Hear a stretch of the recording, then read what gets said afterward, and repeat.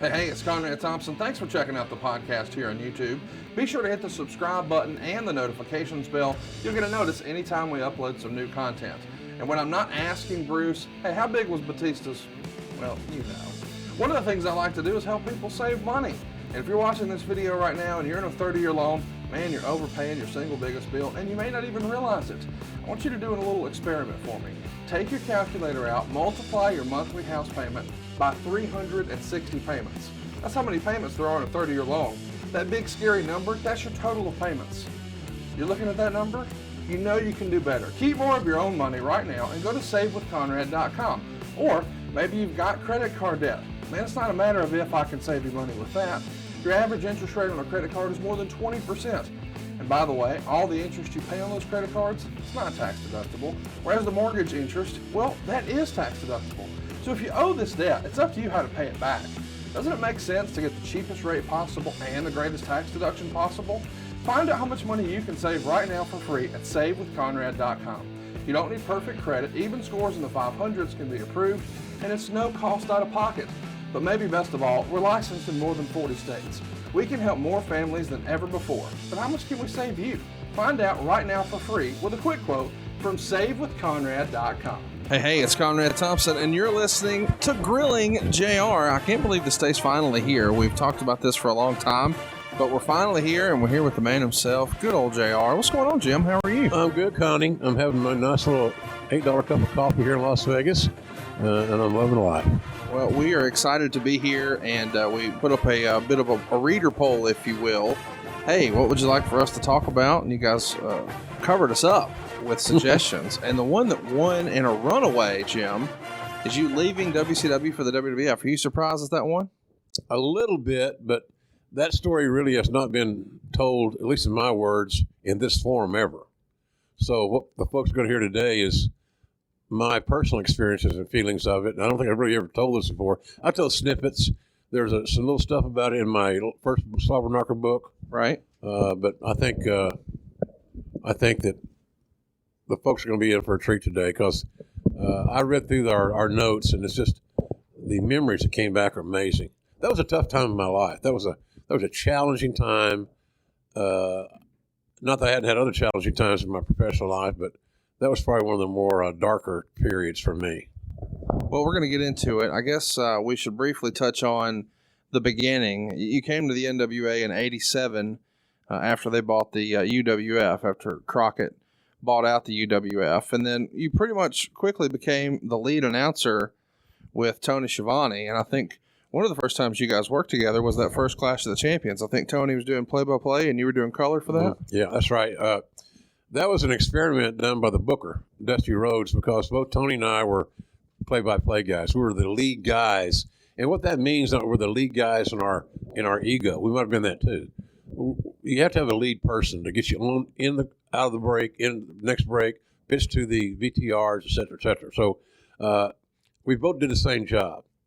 I felt like because Tony had more time on TBS than me, it'd be a lot easier for me just to be his color analyst. Right. And that's what we did. So it was an experiment that Dusty did.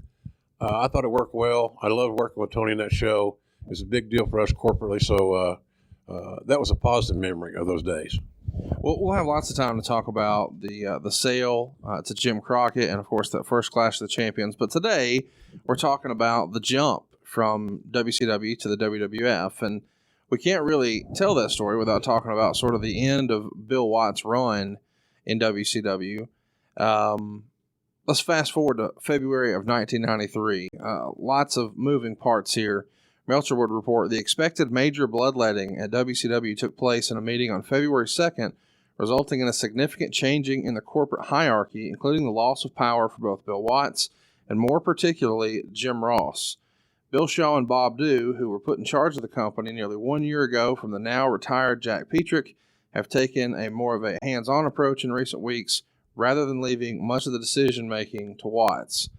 So what's going on in this meeting on February 2nd? When do you realize there's about to be a shakeup? Well, I wasn't aware of that meeting. I was not scheduled to be in it, nor was I, that I recall.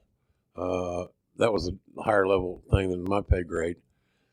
You know, Bill was a very, Cowboy was a very give him the devil his due. He was a brilliant guy. When he was on, he was really on. He popped territories in Florida and Georgia.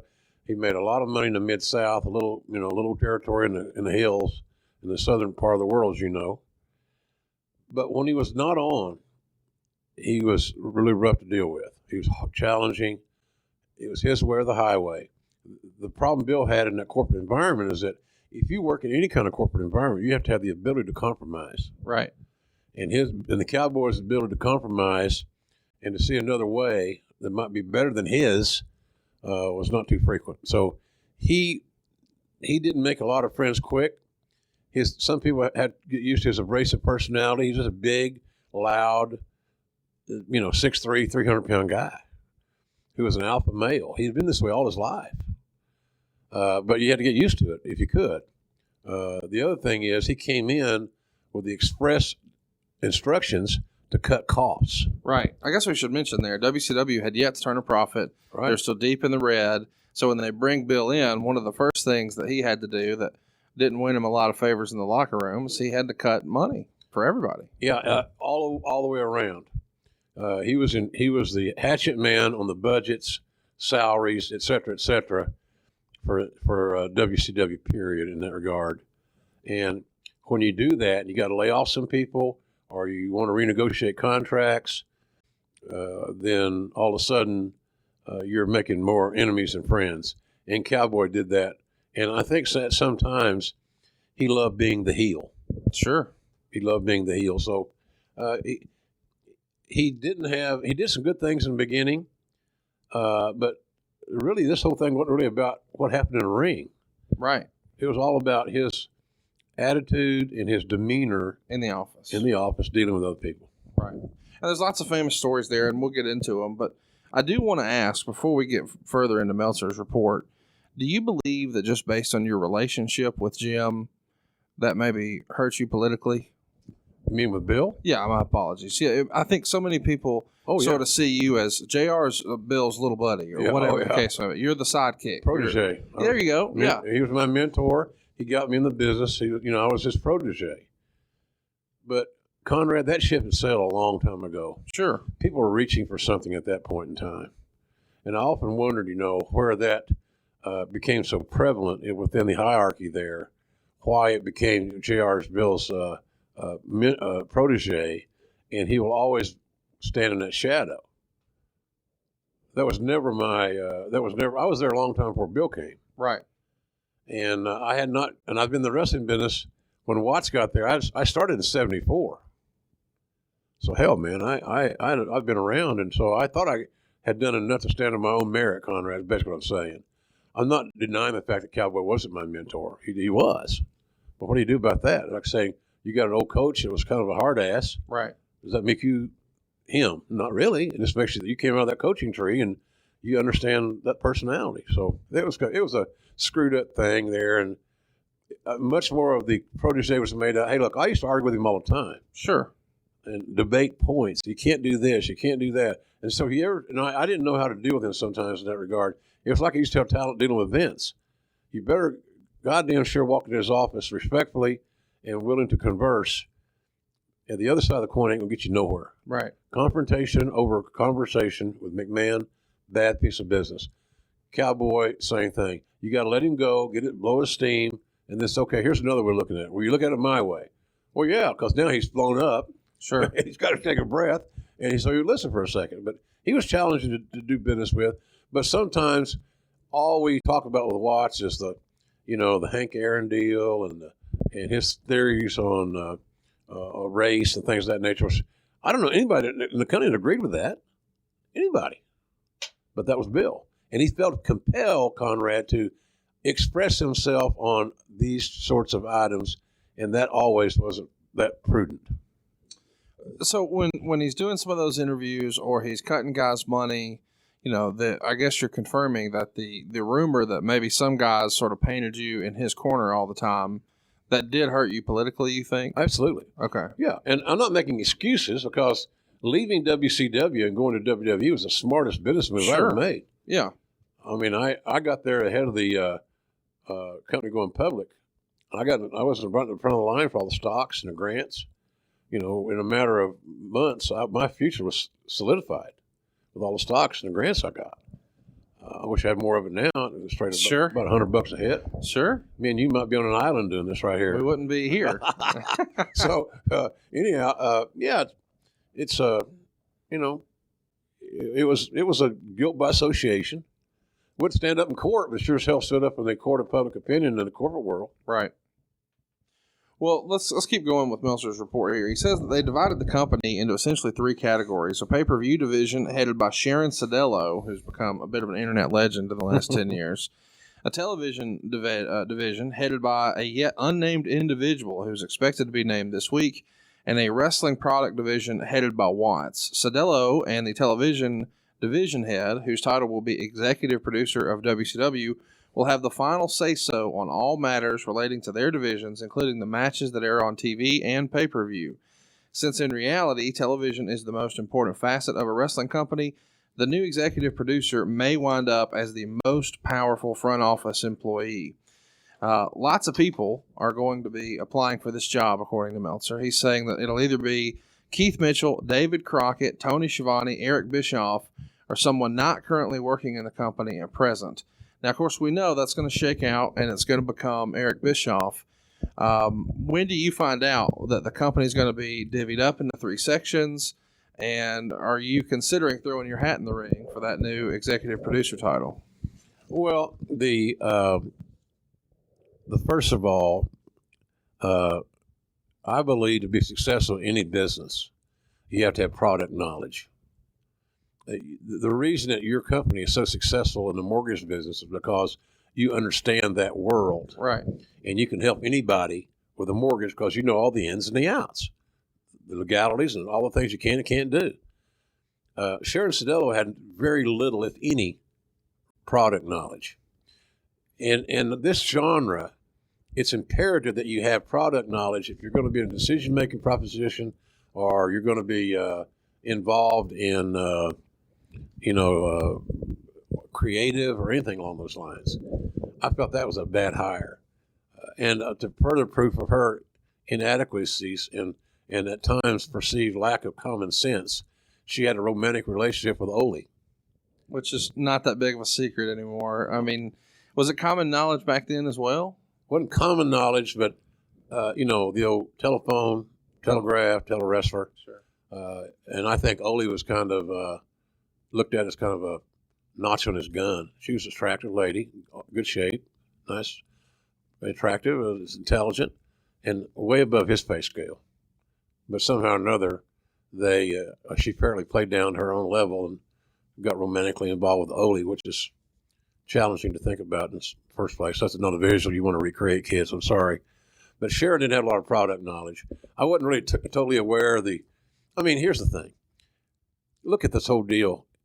They're going to divide up into 3 divisions. Right. Are you shitting me? Yeah. How do you do that? Right.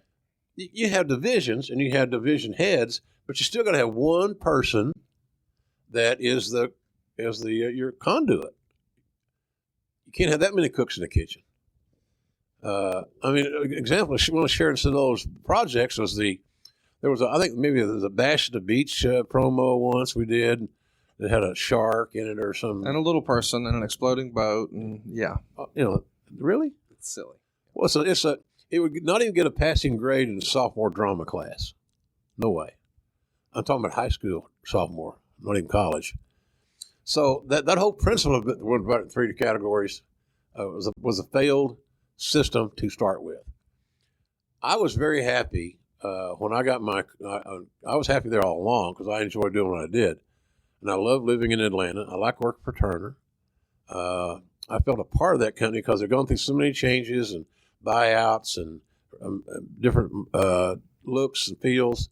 I felt like I was a part of that scenario. I'm sure Tony probably feels the same way. He was there longer than me, for goodness sakes. But I had pride in what I was doing, and like I said, I enjoyed living there. But boy, it got to be too many cooks in the kitchen, and you had guys like Bill Shaw and others, Bob Dew, making decisions on a product that they neither liked or they or educated of. And that is a recipe for failure, no matter who is going to be in charge. Hence, as it went along, and it kept going along, they died a natural goddamn death because they never had a great infrastructure. I know that, the corporate structure has been talked about a lot with WWE. I assume, with Leroy and Bill, there weren't these divisions. It's them, and that's it, right? Yeah. Well, the old saying in wrestling, you talk to the horse's head or the horse's ass. There were a lot of heads there. I never did not know if I want a straight answer on something that Mr. McGurk or Cowboy would give me that answer in the territory days. Right. That was their business. That was their life. But it was just same thing with the biggest change when I went to work for Vince was there was one boss. Right. And whether you liked him or you didn't like him, you liked his decision or you did not, it didn't matter. There was one final, and that's all you needed to know. As the old promo would go with Baron von Raschke. That's all you need to know. Well, what our listeners need to know is Meltzer would report that you took the biggest fall of all. He would write, Jim Ross, whose official title had been Vice President in charge of television, took the biggest fall of anyone. Ross will be removed as a personality from all TBS shows effective March 1st and will no longer be a part of the announcing team on clashes or pay-per-views, with his final major assignment being on the February 21st Super Brawl 3 show from Asheville and the March 7th pay-per-view date, which will be the January 4th Tokyo Dome card. And he notes that you've been the lead announcer on every clash since the series began, and this is a tremendous shakeup. And he would even write, most sources seem to believe that Watts and Ross took tremendous heat from management because of criticism that all the television shows continue to have a similar look. The decision to replace Ross as a lead announcer and, in fact, eliminate him from all TBS broadcasts appears to be related to his falling star in the front office when the two different demotions should have probably been judged on each individual's merit rather than collectively. I suppose those who look at wrestling like a show, like the 6 p.m. news, may knock Ross because of his accent or because he doesn't look like Eric Bischoff, but that would be missing the point that the stars of a wrestling show are supposed to be the performers. So JR's being defended pretty big here in the Observer. He's mentioning that you've won the Announcer of the Year by a wide margin, and you did a great job, but you find yourself with a falling star in the front office. No, star fell all the way to my toes. So who delivers that news to you that, hey, Jim, we're going in a different direction and you're not on TV anymore? Bill Shaw. How'd that go? Did he call you to his office, call you on the phone? No, he called me in his office. At least he had the fucking common decency to ask him to come to his office instead of, FedExing me something or texting me or whatever the kids do nowadays. But here's the thing about that report. I never heard until I read this information or read then that one of the big reasons that I was in trouble was because all the shows looked alike. That doesn't even make sense. Right. It really doesn't. I never did. Conrad, I can barely write cursive, much less do a graphic machine or all that stuff. And from you and I working the short time we had together, I don't have a lot of irons in the fire on our creative. Right. I'll tell you, I like it. Sure. But I'm not creating it. That's not my forte. So I don't play in a game I can't win or are not good at, to be honest with you. And so I never had anything. We had good TV people. Keith Mitchell, who's now going to be doing AEW, is as good a pro wrestling producer, television guy as there is in the damn business. He was there in place. Right. So he had a lot more to do with the look of the shows, but that also had, and I'm not blaming him. I never thought the look of the shows was that bad. No, it wasn't.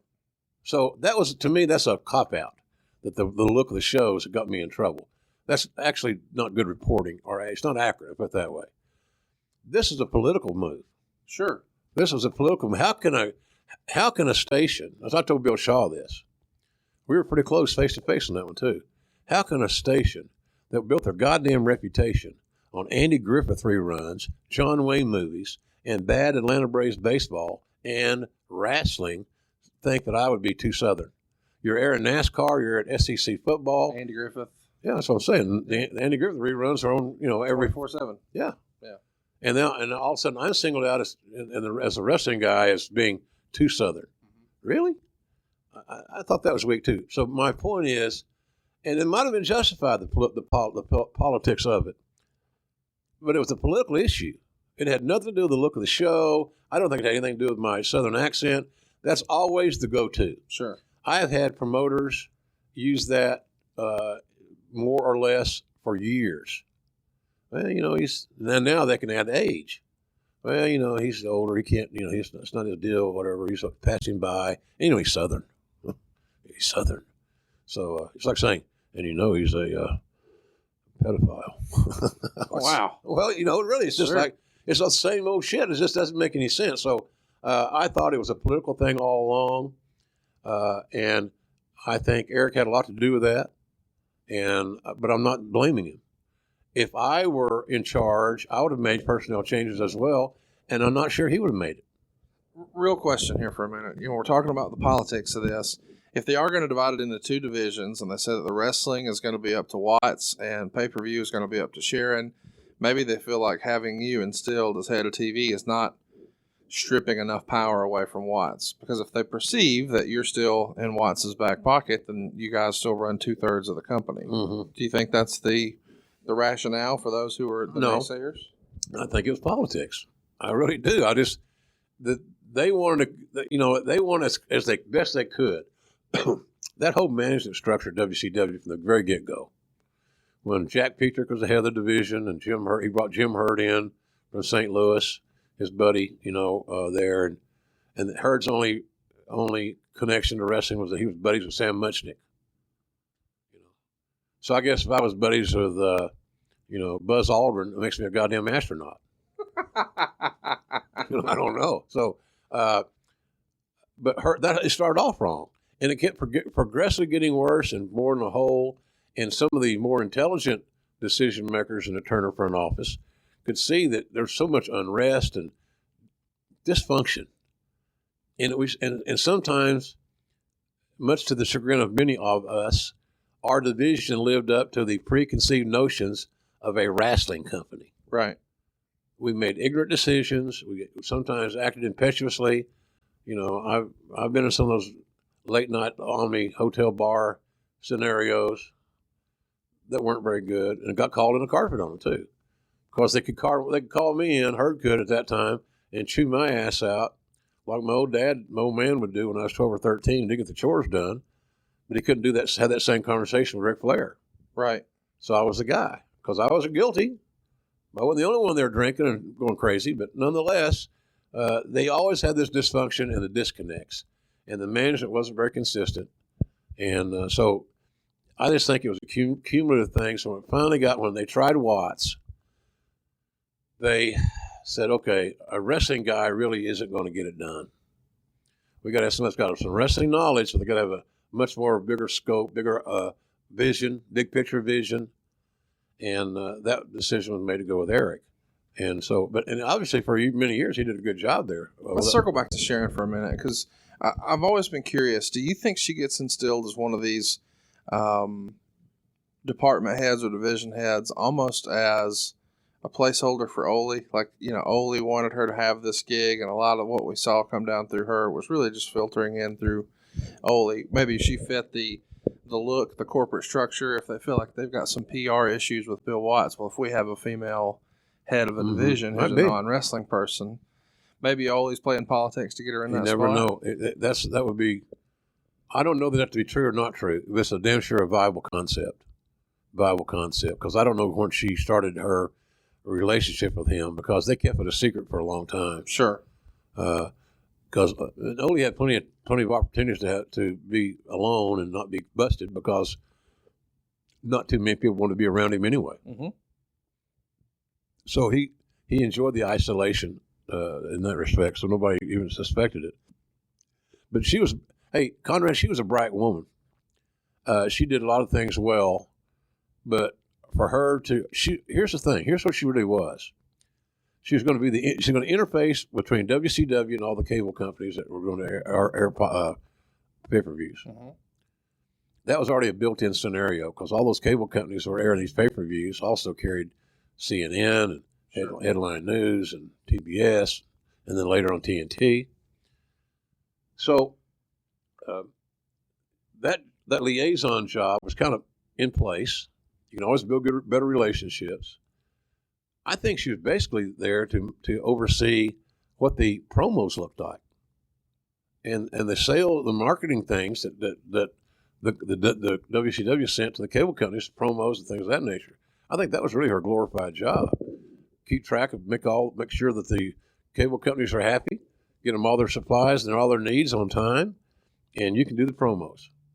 Hence, again, the shark, the little guy that got eaten, and all this other stuff. It's crazy.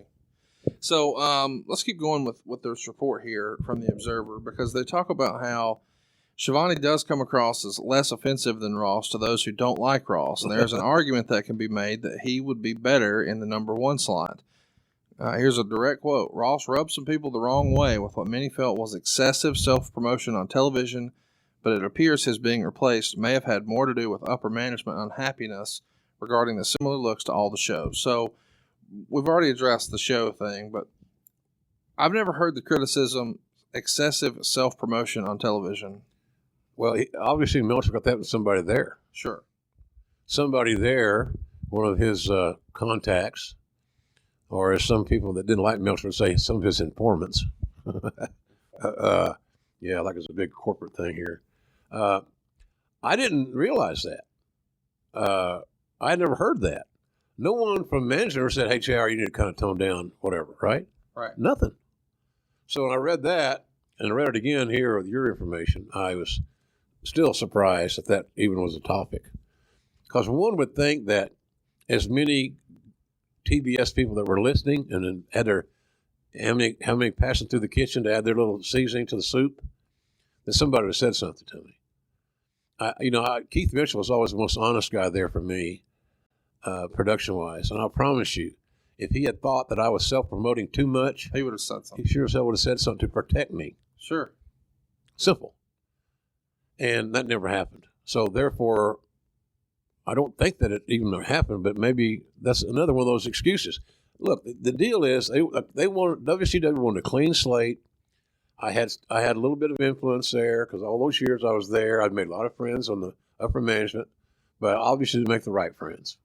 And so getting me out of the way probably was not a bad thing. And I was going through a tough time then too. I probably wasn't the easiest son of a bitch to be around at times, and I certainly wasn't when I got taken off the air. Right. That's what I've done. That's what I've been working for my entire life, to do this. Then all of a sudden, for no specific reason, there wasn't an incident on TV, something I said, something I did in a private time to embarrass a company, nothing. My deal was I was perceived again as Watts' boy, right, joined at the hip, and we're going to get rid of all this Raston shit. And so both those, and the fact that we're both from Oklahoma, even further cemented the fact that we had a relationship, for whatever that means. I guess it would have been the same thing, Conrad, if it had been me and you, because we're both in the Central Time Zone. Right. That's just kind of the deal here. Well, let's make up something else. Oklahoma, that's it. Those goddamn Oklahoma guys. They think they invented wrestling. They didn't. So, JR, we're talking a lot about Caesar's Palace today. Of course, you're going to be at Starrcast with me at Caesar's Palace. But that's not all you're doing in May. You've got some other stops along the way, too. Right? Yeah, I do. It's a busy time. I enjoy doing these things. I'm doing a seminar, one of the first seminars I've done in many, many years for David Hero's Great Lakes Championship Wrestling. It's going to be in Cedarburg, Wisconsin, which is just outside Milwaukee, at the Circle B Recreation Center. And check that out. It's going to be a fun event. Wrestling, seminar, meet and greet, all that good stuff there. And Cincinnati, I'm going to be in Cincinnati in northern Kentucky for a baseball game with the Florence, Kentucky Florence Freedom. Jim Cornette's going to be there, Billy Gunn, others. If you want information, FlorenceFreedom.com has that information. Should be fun. We're going to do a little baseball commentary that night too, so check that out. I'm always at the Dan Gable Museum in end of July. Get information at Wrestling Museum for one of the best events of the entire year. And then finally, Conrad, I'm going to be down in your neck of the woods in October at the Comic-Con in Dothan. Wow. And that's going to be on October the 5th and 6th. And you can find out more information at the AlabamaFanicon.com. And Fanicon is Fanaticon. AlabamaFanicon.com, October 5 and 6. I do expect some good barbecue while I'm down there, and I enjoy meeting these folks. Well, and we're excited to have you at Starrcast. You know, I know that we've been talking a little bit about Starrcast today, but I guess we should remind everybody, not only are you doing meet and greets, but you're doing a live show with the King, which might be one of the last ones since you guys are both wearing different bands. Well, you never know. Have you ever heard of, you think WWE would have any issues having a talent come to one of your events?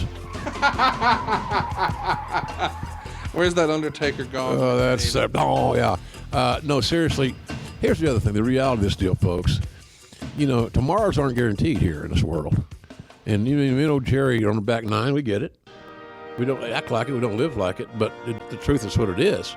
So I look at these opportunities to work with him as just, let's do this and cherish this performance, this day, this opportunity. That's what we're going to do.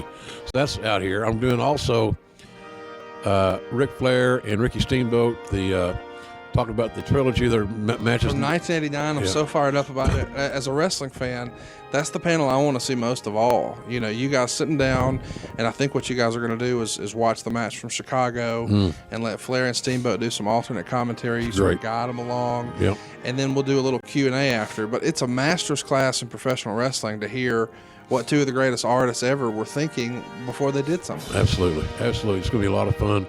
You know, I got to call the 3 Okada Omega matches on tape. Right. And loved them all, respect them all. They're as good as I've called. But when those people say automatically, without seeing the 89 matches of Rick and Steamboat and H, then you're misinformed. That match, those matches at 89 will hold up against any other trilogy of matches from any era. I believe that. Now, it's easy to figure that out. Just go to the WWE Network or go to YouTube or wherever you look at it, wherever you find it. So I'm looking forward to that because I want to know what's going on in their head. I called 3 of those matches that year. Chicago, New Orleans, and Nashville with 3 different partners. Magnum TA, Terry Funk, you fat bastard, and Bob Caudle, the great Bob Caudle. And all were different. All felt different. And they just didn't do their same match. They did sequences that were alike because that's just what you expect. You want to see them. Sure. I want to see Flair go upside down. Yeah. I want to see him do a chop. There's things the delayed face bump.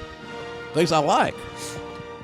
But boy, howdy, man, oh man, those matches are just stem winders. So between Lawler and me and Lawler, Jerry and I, and your Q&As, and these shows are so fan-friendly, Conrad, as you know. We don't put a gun to everybody's head on how long we're going to be out there. We're going to be out there a certain length of time and maybe more. It's usually always maybe more. Sure. And the fans produce a show. You ask the questions. Yeah, I mean, you're getting exactly what you want, and you're going to get what you want when you order Starrcast on Fight.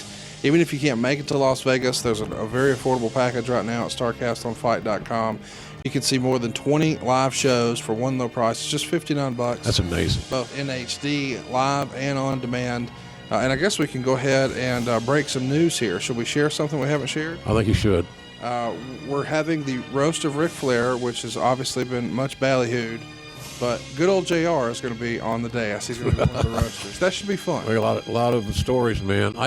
For those that have heard some of my live shows over the years, you've heard isolated stories of Nate, my experiences with Nate, and we're gonna expand on those stories a bit. But gosh, it's going to be so much fun. I've never done a roast. I love to watch them on TV. Seriously, sure, they're funnier than hell. Yeah, and even back in the old days when you got Don Rickles and.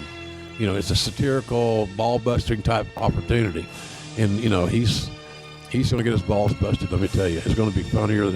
And the great thing about it is that you're just embellishing true stories. Sure. That's the thing with Rick is, the truth is enough. So if you haven't already, go pre-order right now. It's only $59. It's StarrcastOnFight.com. That's StarrCast on FIT.com. You'll be glad you did.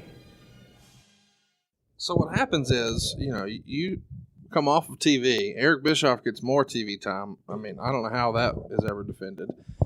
But Meltzer would say Ross's decision-making position was eliminated and he was reassigned into becoming a syndicated television salesman, a position which will entail spending most of his time going around the country making sales calls to local stations to pitch the two syndicated shows. And WCW released a revised partial list of announcing assignments starting in March, and Ross's name was listed with Jesse Ventura as the host of Worldwide Wrestling, but I've told this is far from a definite, and if it does materialize, will initially only be a trial run. So this leaves Schiavone and Zbyszko becoming the hosts of WCW Saturday Night, Schiavone and Ventura calling all the clashes and pay-per-views, and Bischoff and Michael Hayes will take over Sunday main event show, and the announcing for WCW Pro Wrestling and Power Hour were yet to be confirmed. But it's so weird to think about. You're so widely regarded now as being the greatest wrestling announcer of all time, and here we have a television company who should get that more than most, and they pull you completely off of that and say, we're going to make you a goddamn TV sales guy. Yeah. What? It's another part of the absurdity of WCW. Now, when I say that, I thought he said he liked WCW. I love WCW. Sure. I love the Southern women. I love Atlanta. I love the food. I love doing Falcon football. Man, I had a great life there. Think about my life at that time. I hadn't met my little Jan yet. I met her there. It's all great, man. So when I say that they're, these decisions are absurd, it doesn't mean they're bad people, but it's just another illustration of a stupid decision making. In my opinion, I know it sounds egocentric coming from me in that regard, but man, this thing comes down to we can squeeze it, Conrad. We can color it. We can look at it, and we should, and we will look at all these angles. But I truly believe, without it sounding like I'm making an excuse, I don't believe I got taken off the air because of my work. Sure. I don't think I got taken off the air because of my work ethic or my coming to being diligent and all the things that you'd want an employee, reliable. Hell, I didn't miss a broadcast in I don't know how many years. And done some sick, but that's part of the deal. So take me back. You get called into Bill Shaw's office. He tells you you're going to make a change. Is that where he lays on you, hey, you're off TV and now you're in TV sales? Yeah. He said, we're making some changes. This is after Eric got the job. So, okay, by this point, they've already named Eric as executive producer of TV, and then they meet with you. I had a meeting. I had several meetings set with Shaw, probably 2 or 3, that got postponed to interview. So we never had the interview prior to Eric being anointed. So you were of the impression you were interviewing for that job, and without ever even being given an interview. No. I was under the impression that one of those appointments that always got postponed was going to be my job interview for the new role. Then, Eric's got the new gig. Wait, okay. Well, I didn't get the interview. Well, then you get to think about, JR, they didn't want to interview you. Right. He didn't want to talk to you about the job because he didn't want to waste his time because he had made his decision. And if that's the case, you can easily say that. Hey, look, we don't need to have you do your interview. We found who we wanted. We like what we heard. We like the presentation. So we're not going to go with you on this particular deal. And so that's kind of where we were. So then when I went over there to meet with him, I didn't really know what he had on his mind. So it's a surprise to me that when I got there, my career that I'd worked so long and hard to be good at and that I loved doing was no longer available to me. And a role that I did for Watts, and one of the many roles, was television syndication. And, we built a small little network into a larger network, and we had a good product to sell. That always helps. So I had some experience in that area. But again, when PBS wrote my contract, the new contract, my lawyer did not write the contract. We only knew what terms we wanted, terms and the cash, terms, all that. So I think I signed a 3-year deal, I think for a couple $100,000 a year.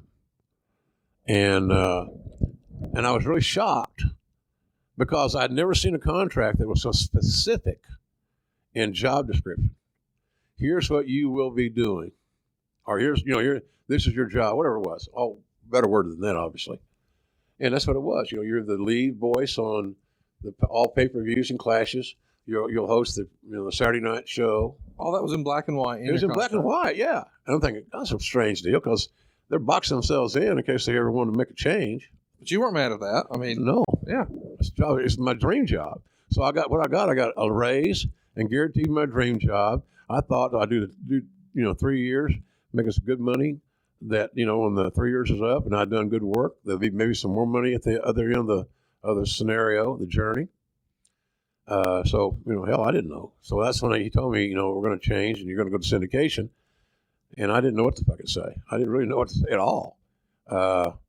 He said, I don't understand why you're so hell bent on this announcing gig. And I'm thinking, how do you think guys like me that are broadcasters or performers, how do we make money? How do we get over, as people say? And so JR was talking about getting over on the podcast of Conrad. You really want to get over. No, idiot. If people didn't like me, they wouldn't watch. So you want to get over to where you're not a tune-off or tune-out. Right. And some of the ratings we got back in those days would indicate that the announcing was not a tune-off or tune-out. So I think that, it just got to be, that meeting got to be a little tenuous. It got a little edgy. And I said, he said, when he told me that, he said, look, I don't understand why you're so excited about doing broadcasting wrestling. He said, as far as I'm concerned, Donald Duck could broadcast wrestling. Wow. Yeah, I'm sitting there, and I just got my balls cut off. And now the one nut that was still hanging in my sack just got kicked. I'm hurting here. I'm not feeling good about this deal. I mean, that's a very socially unaware thing to even say. When you're sitting across from a guy, yeah, this is his lifelong passion and the job he's had forever. He just told me that my lifelong passion is kind of stupid. Yeah. So, and the irony of that is that, they had the big deal there at that time with Hanna-Barbera, Yogi Bear, and all these other. He didn't use a Hanna-Barbera illustration to bust my balls. So it was rough. And here's the other thing he said, and I wrote this in my first Slobber Knocker book, I believe. He said, look, your contract's pretty restrictive for us. No shit, Buckwheat. Yeah. You wrote it. So I told him, I said, your staff wrote it. Right. My lawyer only read it over, and I had two things I really want to make sure of: money and term. And both those boxes were checked. I'm good. But you guys wrote it. I know. Well, we sometimes we make a few mistakes in that division. No kidding. And I want to say, and whose watch is that under? Sure. When are you going to take any responsibility for your shitty job of managing? He was there. He was there only sporadically. He'd make a drive-by because we felt like you tease that we didn't live in the good house, the Turner house. We lived in the outhouse behind the good house. So you couldn't see our place where we lived from the road. We were stepchildren, and we weren't wanted and loved stepchildren. We were, well, I like this kid's mama, so I'm going to marry her. But goddamn, those kids drive me crazy. I got to get them grown and get out of here. So that's kind of where we were. He wasn't proud of that division, in my opinion. I might be wrong. I don't think so.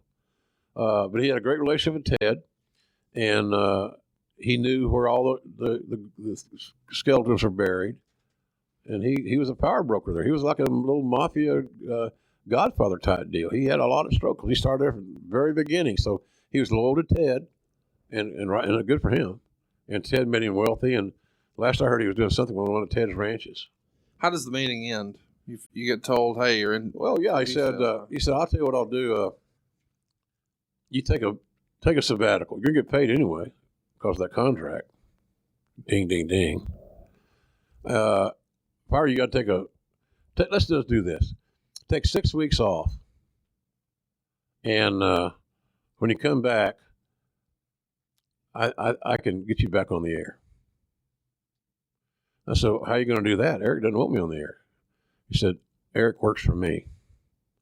So all of a sudden I knew, well, this son of a bitch, where's this going to lead to? Right. That don't sound good for Eric to me. No, we're already divided. Yeah. It's like people are asking, is Kyler Murray going to be the number one pick in a draft? Because Cliff Kingsbury, the new coach of Arizona, wants him. Kingsbury started recruiting Kyler Murray as a 10th grader. Right. We talked about this at breakfast. And so there was no, there's no mystery here. I know what we're going to do. So I said, well, so I took the 6 weeks off. I went to Jamaica. Let me ask you, when you said Eric doesn't want me on TV, so it was made clear in that meeting or prior to that Eric didn't want you on TV? Well, obviously, if the new head of your department gets a gig, and I get put on waivers from my one role to another role, without anybody in charge or looking at my contract to see that let's make sure we're not screwing up here. They didn't look at the contract and they screwed up. So let me ask you though, do you think? Because I've always thought, and I could be wrong, that the decision was made for you to be off TV before Eric got the spot, and you're saying now you think Eric got the spot and then he took you off. I'm saying that I don't know this to be factual, so I don't know. I thought that I don't know how it could be so coincidental. Sure, the timing, you mean? All those years that I had no issues. All those years where I was considered an asset for the company. All of a sudden, from one day or one little period of time here, a week or so, I become on the shit list. Something had to have transpired to change the attitude of those decision makers. They didn't wake up one day and say, "Oh, we're going to do today. I don't know. Let's see. What's that announcer? Let's just get rid of that fat bastard." Because I think that there was some coincidence there. Now, if Eric had thought that I had too much influence or had too much loyalty from some of the guys that he's going to be working with, and I'm going to be a nuisance or an inconvenience, then I don't blame him for what he did. I never have blamed him really for what he did because it was the best thing for me ever. But I think that he wanted to clean this, and he could tell you, I think that's kind of where we are. He got rid of a lot of guys. He had to create his own team, Conrad. That's what he had to do. Yeah. Well, any of us would do it. And so I think that's what he did. So I'm of the belief. Now, I could be wrong here too. I haven't invested a lot of time in worrying about this shit. Sure. Be frank about it. But that whole period of time was really, really challenging. I had this great relationship with my wife, Jan. And how long had y'all been dating at this point? Well, in her opinion, too long. Okay. So years. Well, a couple of years. Okay. And she had never been married, and I'd been married twice. And I was in the wrestling business. So all those things are issues to some degree to establish a good marriage. You got to have one hell of a wife. And I found her. But I was too self-centered and too work-oriented, career-oriented, whatever you want to say, workaholic, that I didn't put her number one. And I demonstrated that by never proposing, never putting that ring on the finger. And so she basically said, as we were staying in that little one-bedroom apartment there in Atlanta, down in Buckhead, she said, I'm going to go home. So I'm thinking she's going to go home and, get some more clothes or something. No, I'm going home. So I said, well, why? Well, I can't do this anymore. She was tired of waiting. And so me thinking I knew everything about everything, and to some degree, when you come into a business like TV, and you look like I looked, and you sound like I sound, you always have doubts because of what the other guys on TV look like and what they sound like, and you don't sound anything like any of them. And then when I started getting those damn Bell's palsy attacks, that just added another log on the fire. So now, okay, so you're saying, so if somebody don't know you, said, okay, here's what we got. We got this Oklahoma guy, the big old round face. He sounds like he's from Oklahoma or somewhere else down south. And the son of a bitch can't smile. We're going to make him our number one TV guy. Sure. That don't happen. Right. So I always had a little chip on my shoulder, that uneasiness about that. So I felt like, well, she's making a big mistake because I'm a hell of a catch. God. So she left, and it drove me crazy. And then all that time when she's gone, That's when I started my negotiations with my issue with WCW started happening. Watts got booted. I got basically booted out with him. Give me the time frame on you and Jan splitting. We're talking February, March. Oh, it was right. It was right around Christmas time. Okay, so we're fresh. We're a month or two in. We are. Okay. And I remember it was before Christmas, and I told this to one of the boys or somebody I was confiding with. And they, of course, the wrestler's take on that was a good timing, man. You had to buy a Christmas gift. You saved all that money. Oh my gosh. Oh, you know, that kind of stuff. That's a wrestler's way of looking at it. Sure. So it broke my heart, and I let myself down, and she was the one, and I loved her this very moment we're talking. And so all that was going on. And man, it fucked with my attitude and my mental point of, you know, I was so looking for a relationship, so wanted to be with have companionship and share the love with somebody like her unconditionally. And she loved wrestling, and she wasn't a big fan of growing up, but she became a fan because of me. Sure. And cook, and, you know, I used to kid my buddies, you know, I married a hot Italian that's a decade younger and is a former gymnast. So I said, well, I got it made. And so anyhow, that was weighing heavily on me. And so then I got hooked back up with Jan right after I got back to WWE in '93. So she finally got back in touch with me, and I got in touch with her, obviously, after trying many times. So when you leave Shell's office that day, and you got to feel like your fucking world's spinning out of control a little bit. You've lost the woman you love. She's moved away. Now you've lost the best job you ever had, your dream job. Who's your first call to when you walk out of his office? Do you call Jan? Do you call Watts? Do you call Shivani? Jan was gone. She wasn't in the picture. Y'all weren't even talking. Not really. No. Okay.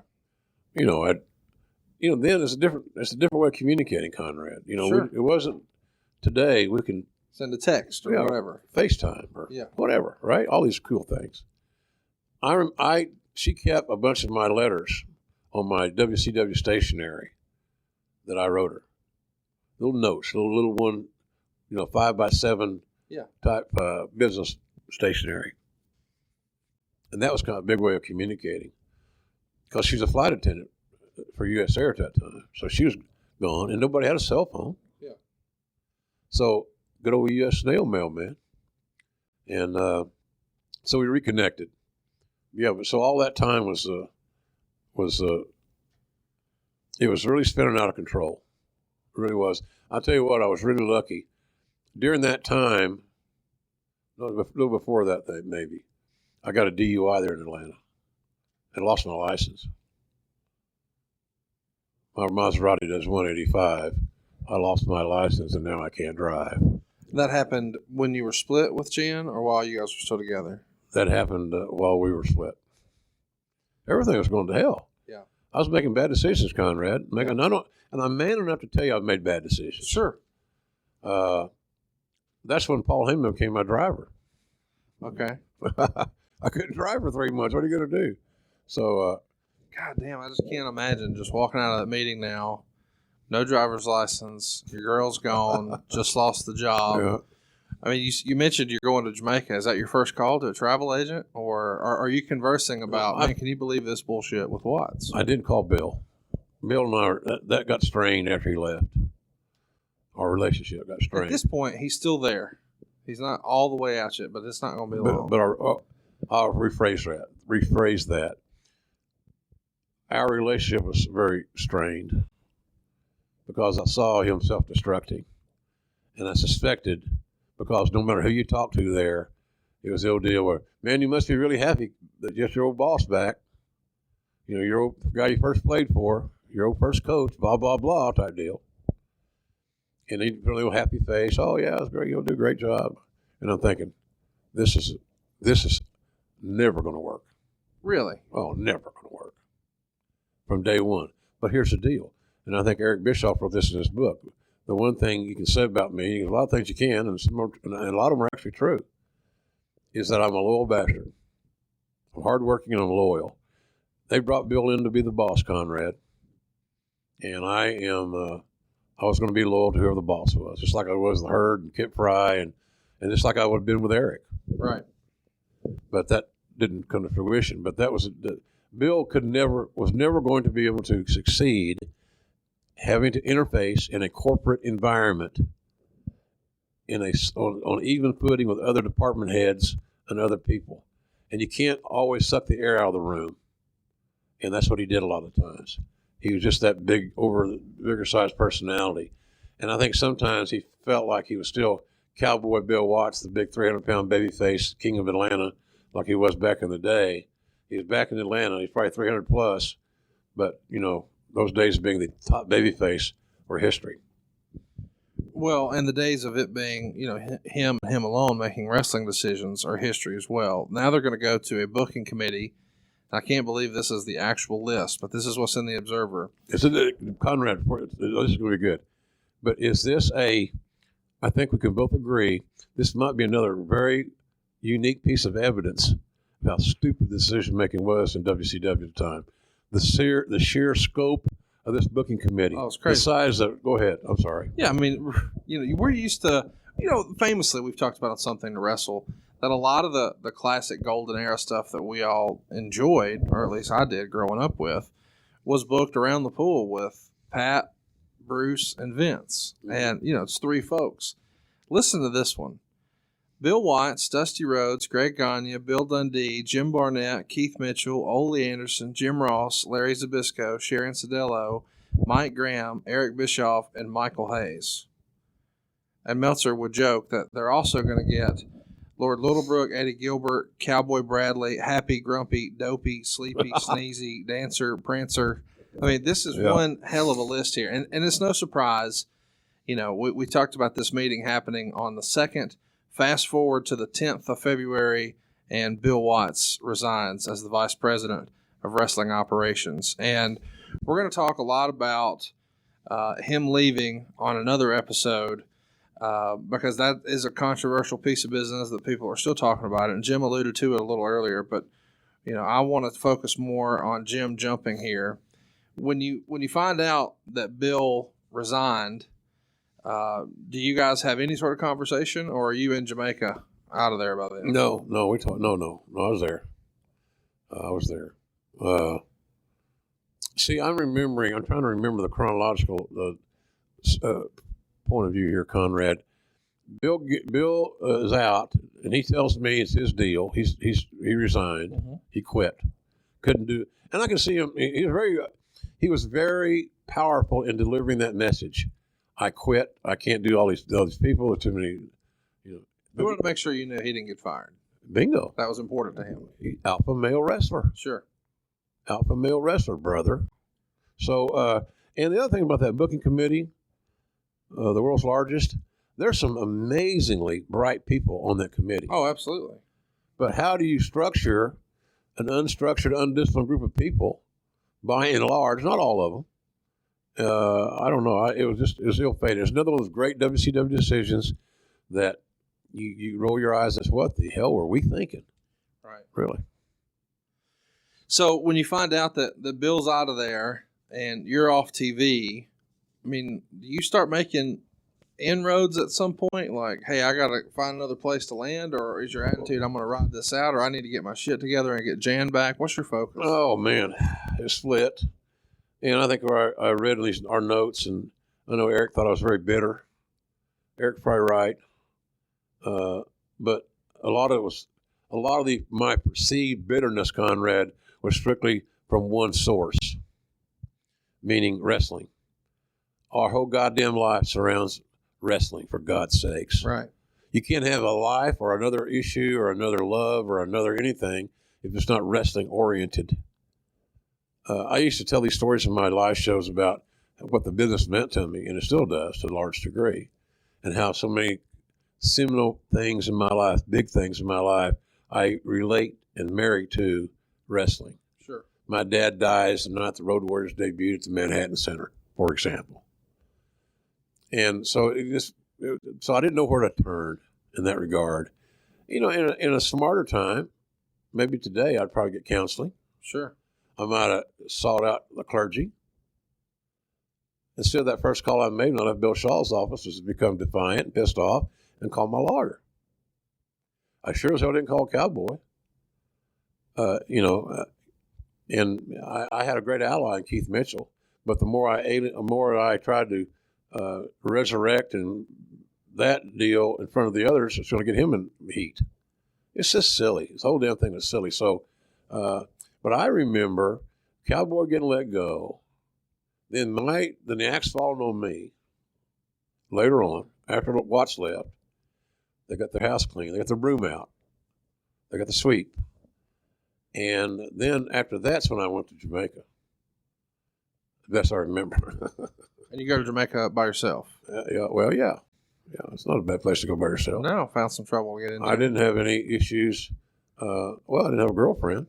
Sure. And I was lonely, so I had a great time. And I figured out for about $100 a day, you could have a car 24/7. A little Jamaica driver and some kind of little Toyota or something that looked like a cab, but it wasn't.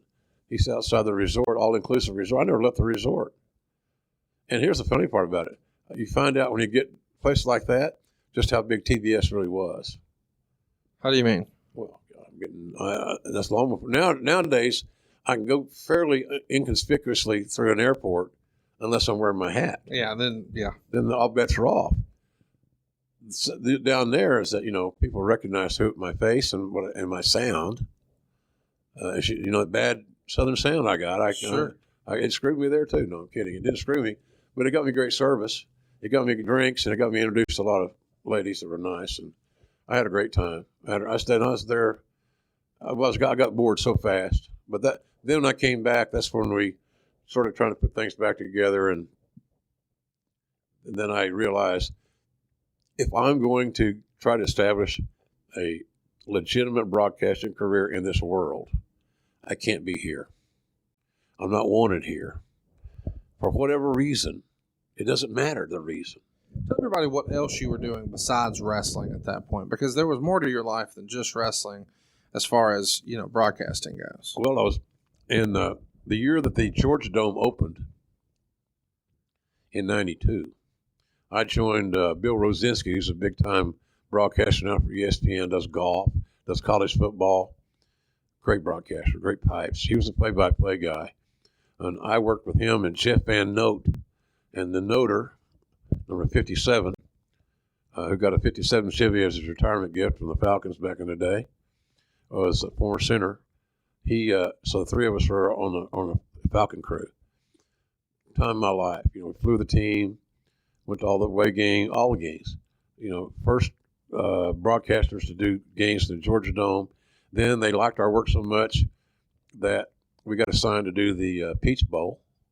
So I did the Peach Bowl that year. And just had a hell of a good time. So, friends, I love football. Just love it. Like you and me, we're crazy about the game. Sure. So I had a chance to, can you believe this being a wrestling announcer and getting hired by an NFL team? That's big time. That was, to me, that was like, God, this is cool. Really cool. So that's why I say another piece of evidence in my case, I love living in Atlanta. I didn't want to leave. Right. But I realized to get where I wanted to my designation, I couldn't be in WCW. I had to leave. But that decision, no matter how coarse and some of those proceedings were to get me to that mindset, was the best thing that ever happened to me. Sure. So that was that's kind of where that was. And that's when I started. I called Bruce and who I'd work. I saved Bruce's ass a time or two too. I don't know if he'll tell you that, but Cowboy didn't like Bruce either. Right. Cowboy gave me instructions when we went to it was in Mobile, the Beach Brawl or Beach something. Beach Blast 92. Me and Ventura called that show, I think. Yeah. That was the weekend I was supposed to fire Eric. And I was supposed to fire him before we left. And I told Bill, I said, he's not done anything wrong. He's not a big talent. I don't like him. I don't trust him. I said, well, you don't have to work with him. He's my guy. So what brought this on? Well, we got to get people's attention around here. Bill, that's not a good reason. You can't go to HR and say, I fired him or her because I want to get people's attention. But people do that all the time. It's one of those strike the shepherd and the sheep will scatter moves. Correct. But that's what you do. I said, Bill, HR is not going to go for that. Fuck HR. Okay, well, you can if you want to. I'll stay out of that little argument. So when we got down to do the pay-per-view, Eric was there. Bill, what's he doing here? Bill, I didn't fire him. I'm not going to fire him. You want to fire him, you fire him. That's not the way. That's not right.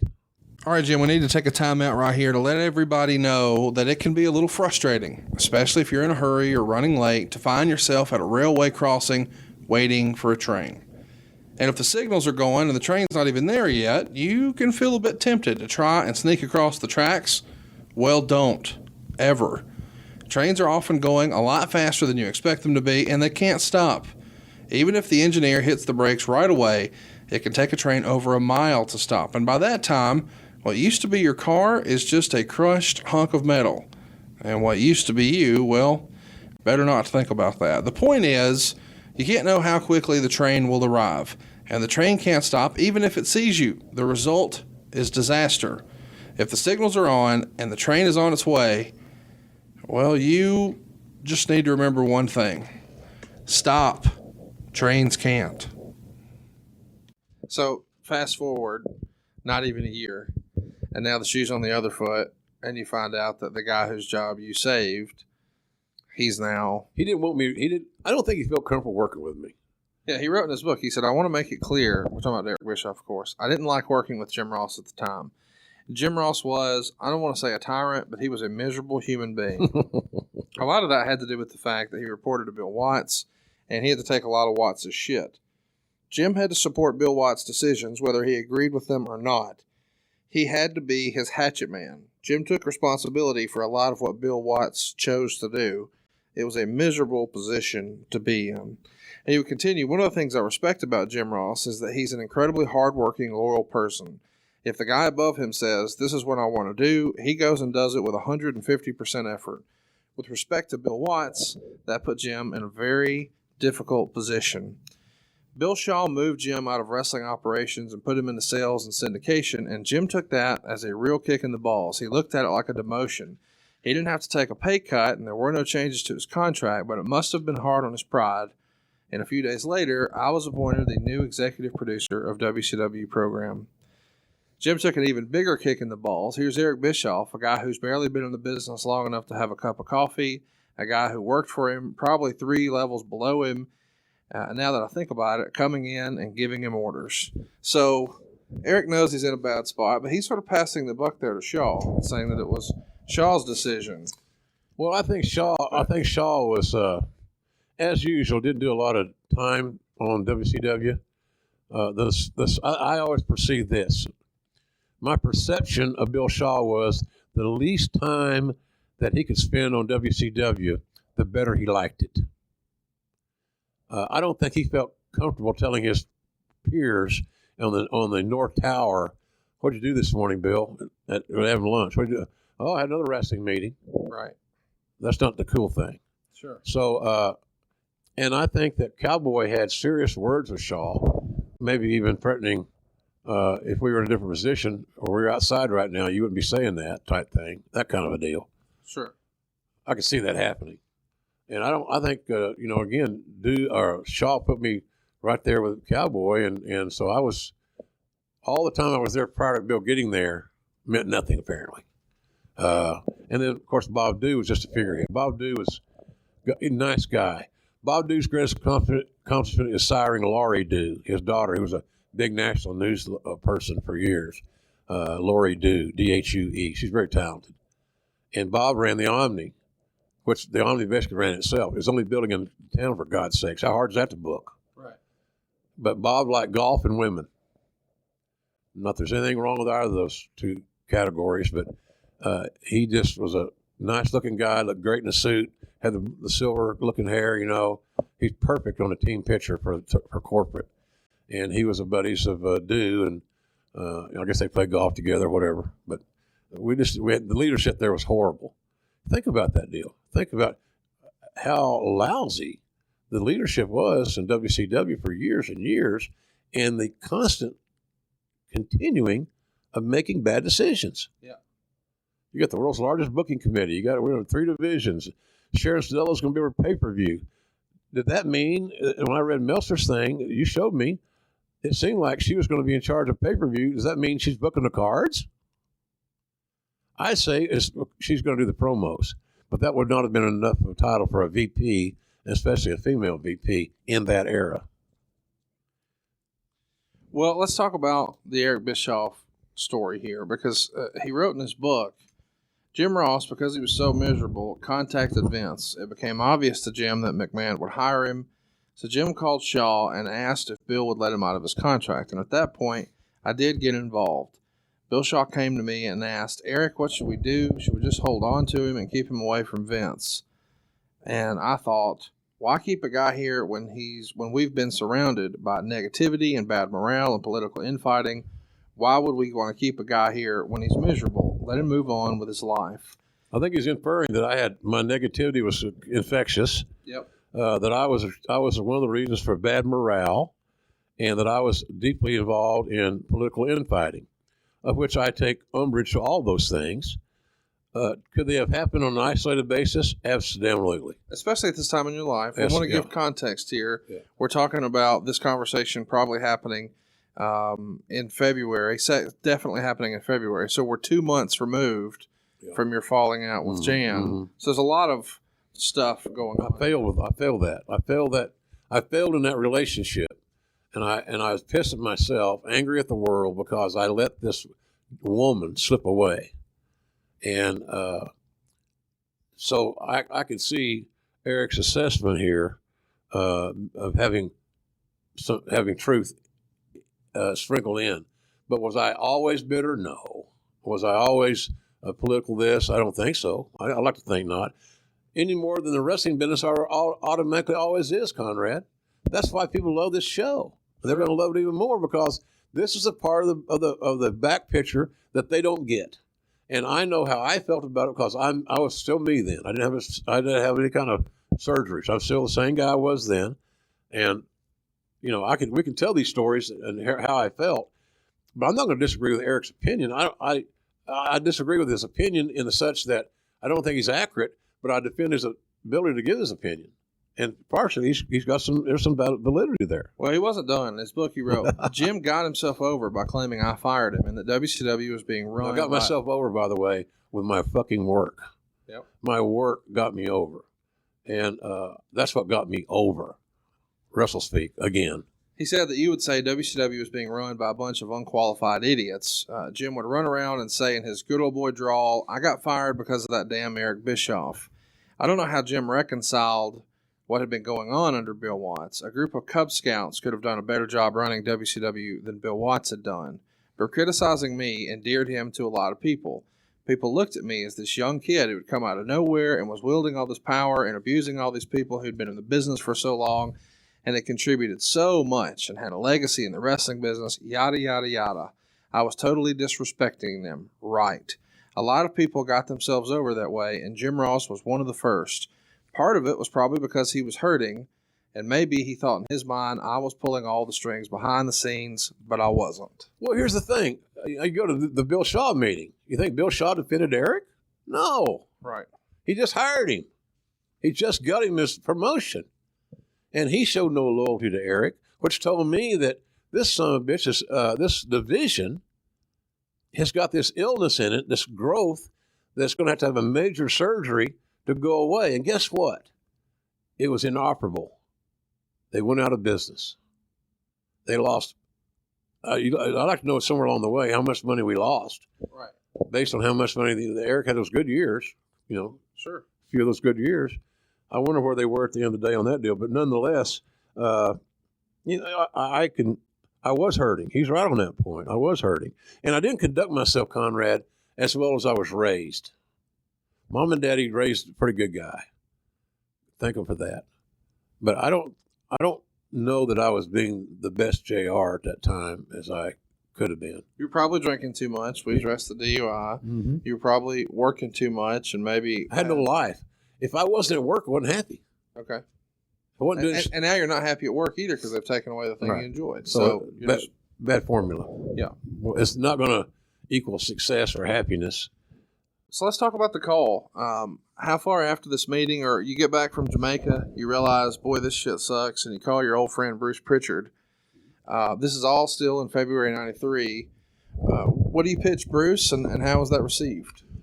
I said, I'm getting ready. I'm probably going to leave here. I can leave here. There's some issues, they've made some changes. My presence is not necessarily wanted in the role I want to be in. I want to be a broadcaster. That's what I worked all my life to do, Bruce, Much like he wanted to be a performer all his life, quite frankly. Nothing wrong with that. So I said, where I'm coming from with this thing. So I don't have McMahon's number. I don't know if he'd be interested. It may not, I don't want to bother him if he's not, but would you let him know that I'm interested in talking to him about work? And he said, yeah. So that's kind of a long conversation. Bruce and I talked, we would talk sporadically anyway. We've been friends since the Mid-South days, since his days with Paul Bosch and all that good stuff. So I felt like we had a good relationship, good foundation, and at least he was the one person there in WWE at that time that I knew I could get through to and communicate with. So when you lay it out there that you're interested and let you know what Vince thinks, how far or how long passes before you get a call back? Not long. That few days. So you get the call, and I've read your book. Tell everybody the story of how that meeting goes down. The meeting in Augusta? Yeah. Well, I drive from Atlanta, where I was living, to Augusta, home of the Masters. I used to do this bit in my live shows, Conrad, where I would imitate Jim Nance smoking a joint on Amen Corner. It's funny. Anyway, that's another story. So I drove down there to Augusta. WWF's doing a TV. WWE's doing a TV syndicated television taping there, and Vince says, "We're going to be down your area. Why don't you come meet? Let's meet. I want to meet you in person and all this other." I never met him. Wow. Okay. And so I drove down. I remember it's kind of part of the story. I have this blue 2-door Lincoln, marked 7 or some number. You'd had it for years, though, synonymous with you. Yeah, that blue Lincoln. I had a lot. When Watts sold the company to, when we sold the company to Crockett, I got a little money, and I was also getting a divorce, so I didn't have a lot of money. And I moved to Dallas to go to work for Crockett, and I bought a new Lincoln. And that same Lincoln went from Mid-South to Crockett to Atlanta. It was a territory car. So I drove that down there. It was a part of the story that this is germane to. So I ran into Jerry Briscoe, another Okie, and us corrupt Okie guys and naysayers.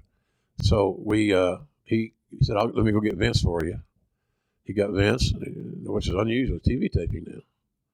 Vince is always, that's the days he wore his tennis shoes and those custom-made suits. Yeah. And he was all over the place. He was everywhere, ubiquitous. And then at the gorilla position and all this other stuff.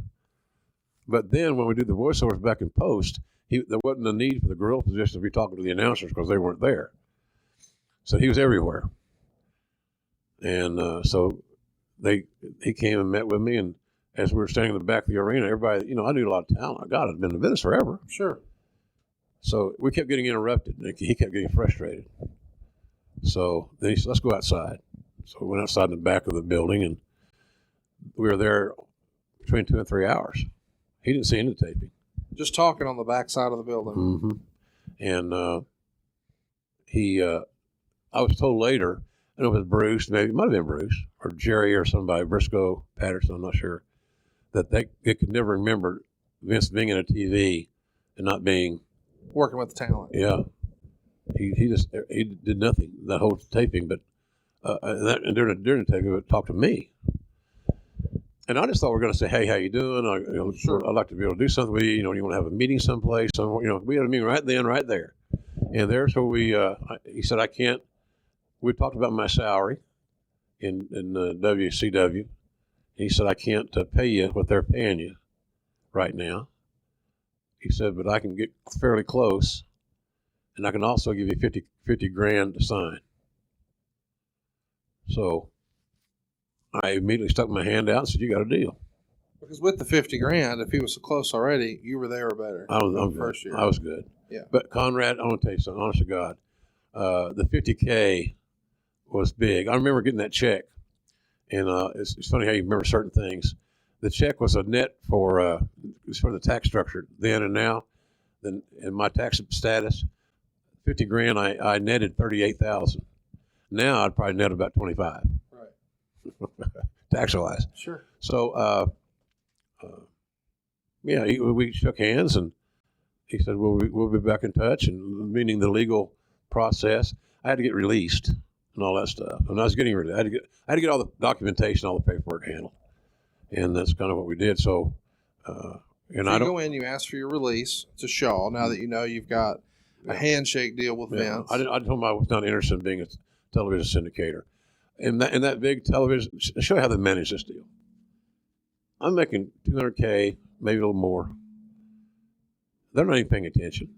You know how many sales calls I made in that syndication deal? How many? One. I went to Tampa to go drink. It was Jerry or somebody. I had no serious. I flew first class too, by the way. I wasn't going to be a television syndicator.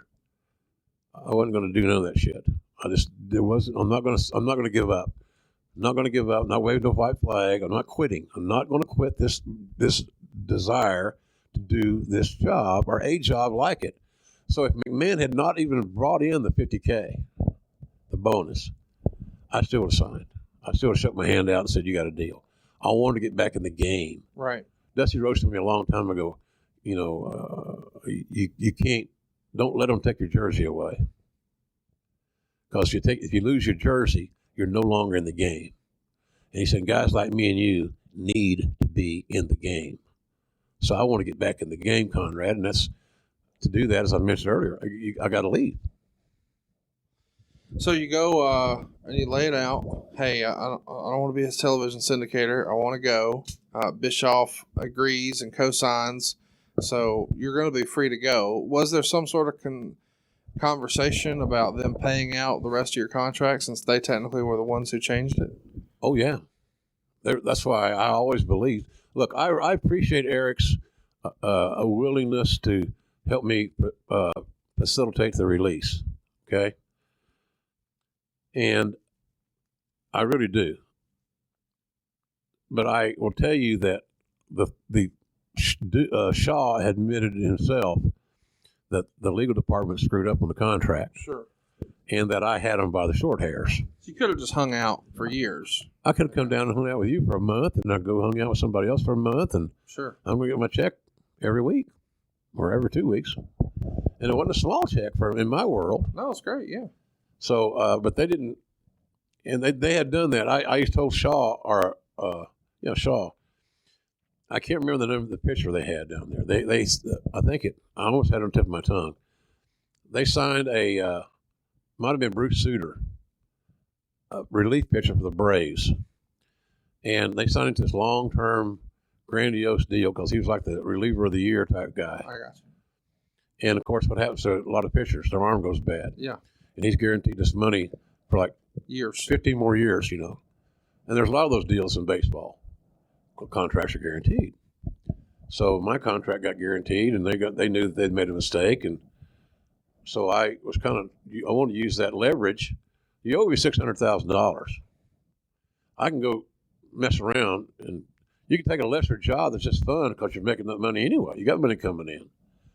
So I was hoping that potential debt would encourage them to move this thing along, and it did. And it wasn't because they wanted to save the money. Look, they had the money, for God's sakes. I don't think they wanted to wear any more egg on their face, because I sure as hell would have said, it's great to get that check returned every week. I don't even work. Because their law department and their piss poor management at WCW, they don't want this. That's a true story, too. You allowed this contract to be written and then signed, and we signed it. The irony of that whole deal is that Bill Shaw, I think, signed my contract. And then later tried to change it. It was beautiful.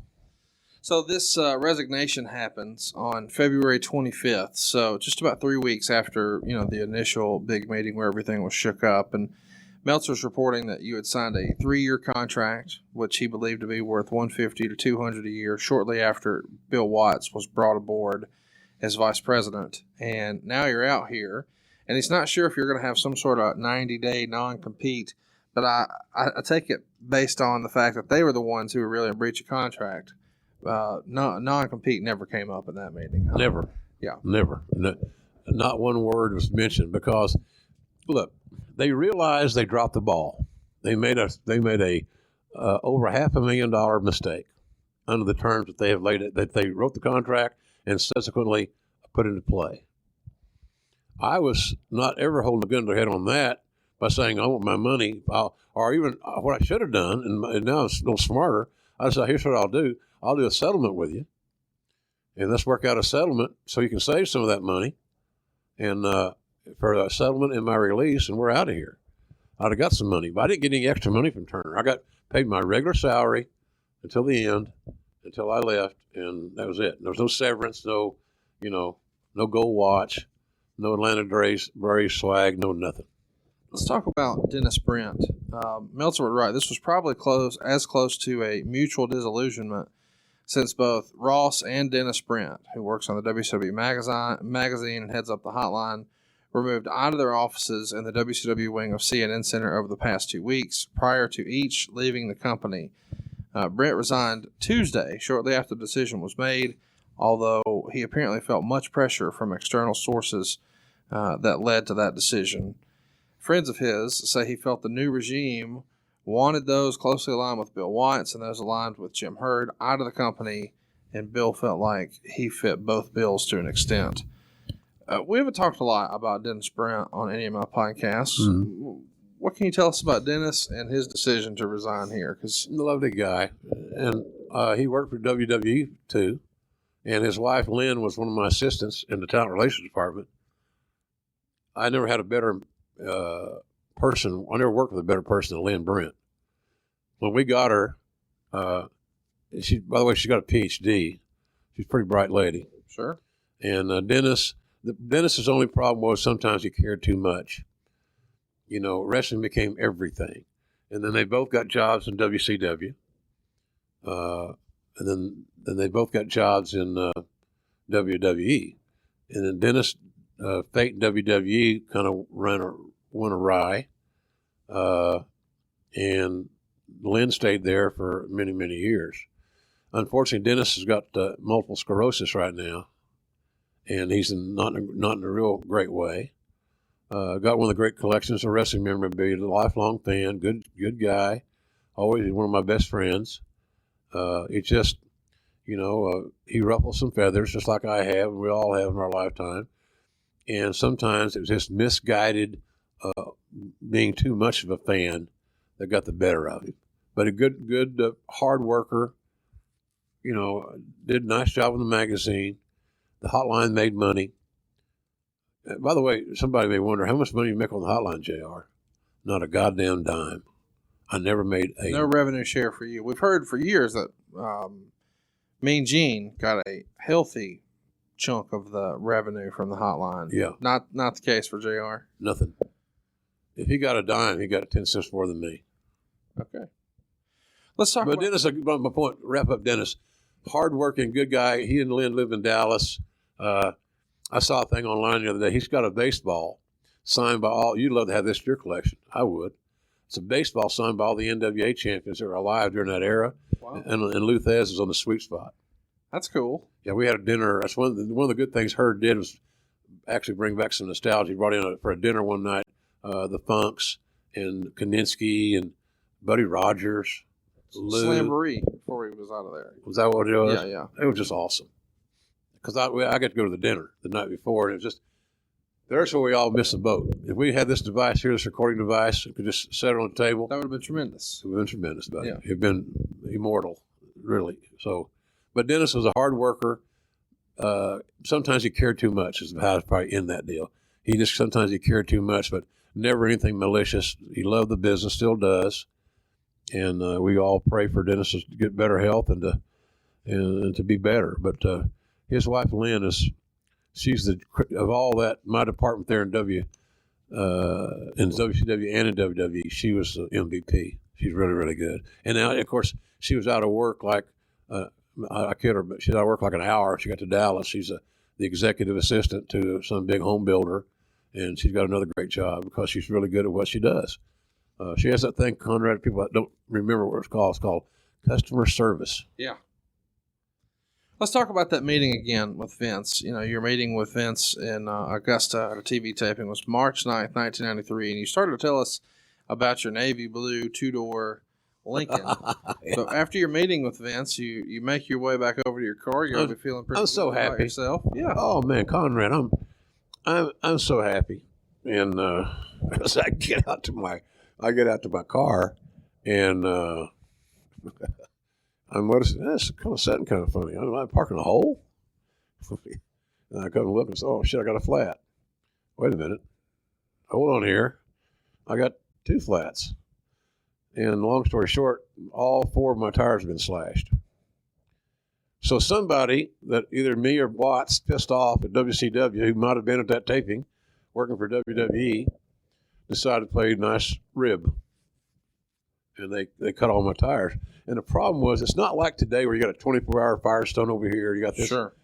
I had to get the between a nice guy that worked at the building, who was a fan, and a cop that he knew, a local cop in Augusta. They squared me around. They found a little gas station that was open. I bought 4 mismatched tires on this nice Lincoln.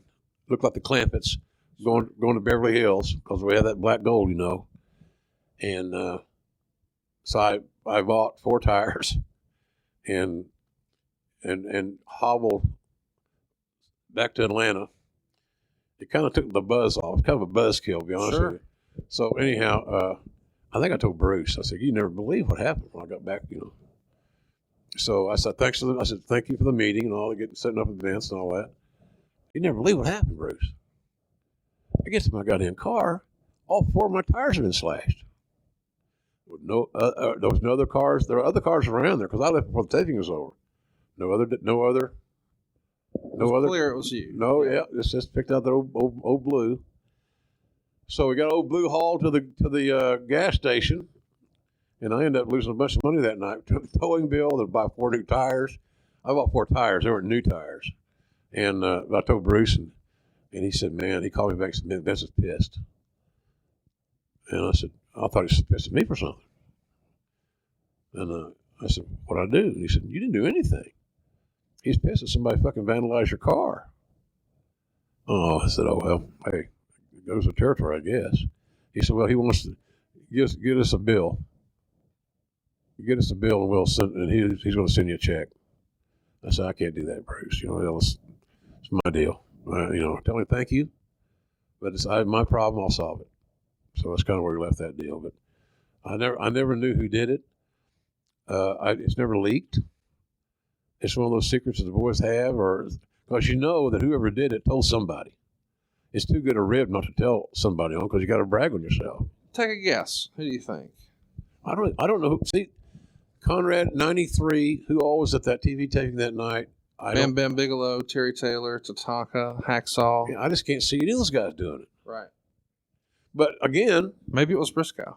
Yeah. Maybe it's Vince. That would have been the best. He said, "Let's see if we can discourage this bastard. Let's see how easy he is to run off." Oh, I got it. It was that damn Michael Cole. He was hiding in the bushes.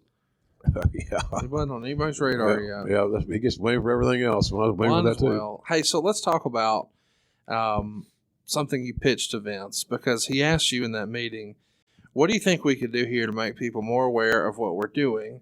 And you immediately jump to radio and say that nobody in wrestling is using radio properly to market their events. And he says, "What do you mean?" And you have a whole idea in mind.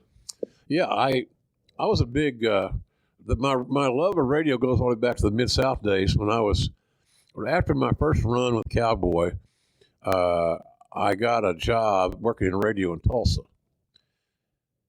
And I saw that the electronic media, radio, was something that wrestling had never used. So I got Mid-South to be one of my sponsors, or be a client. And we helped their business because they didn't use any advertising. And so I believe the radio was a powerful entity, still do. Hey, look how good Busted Open does.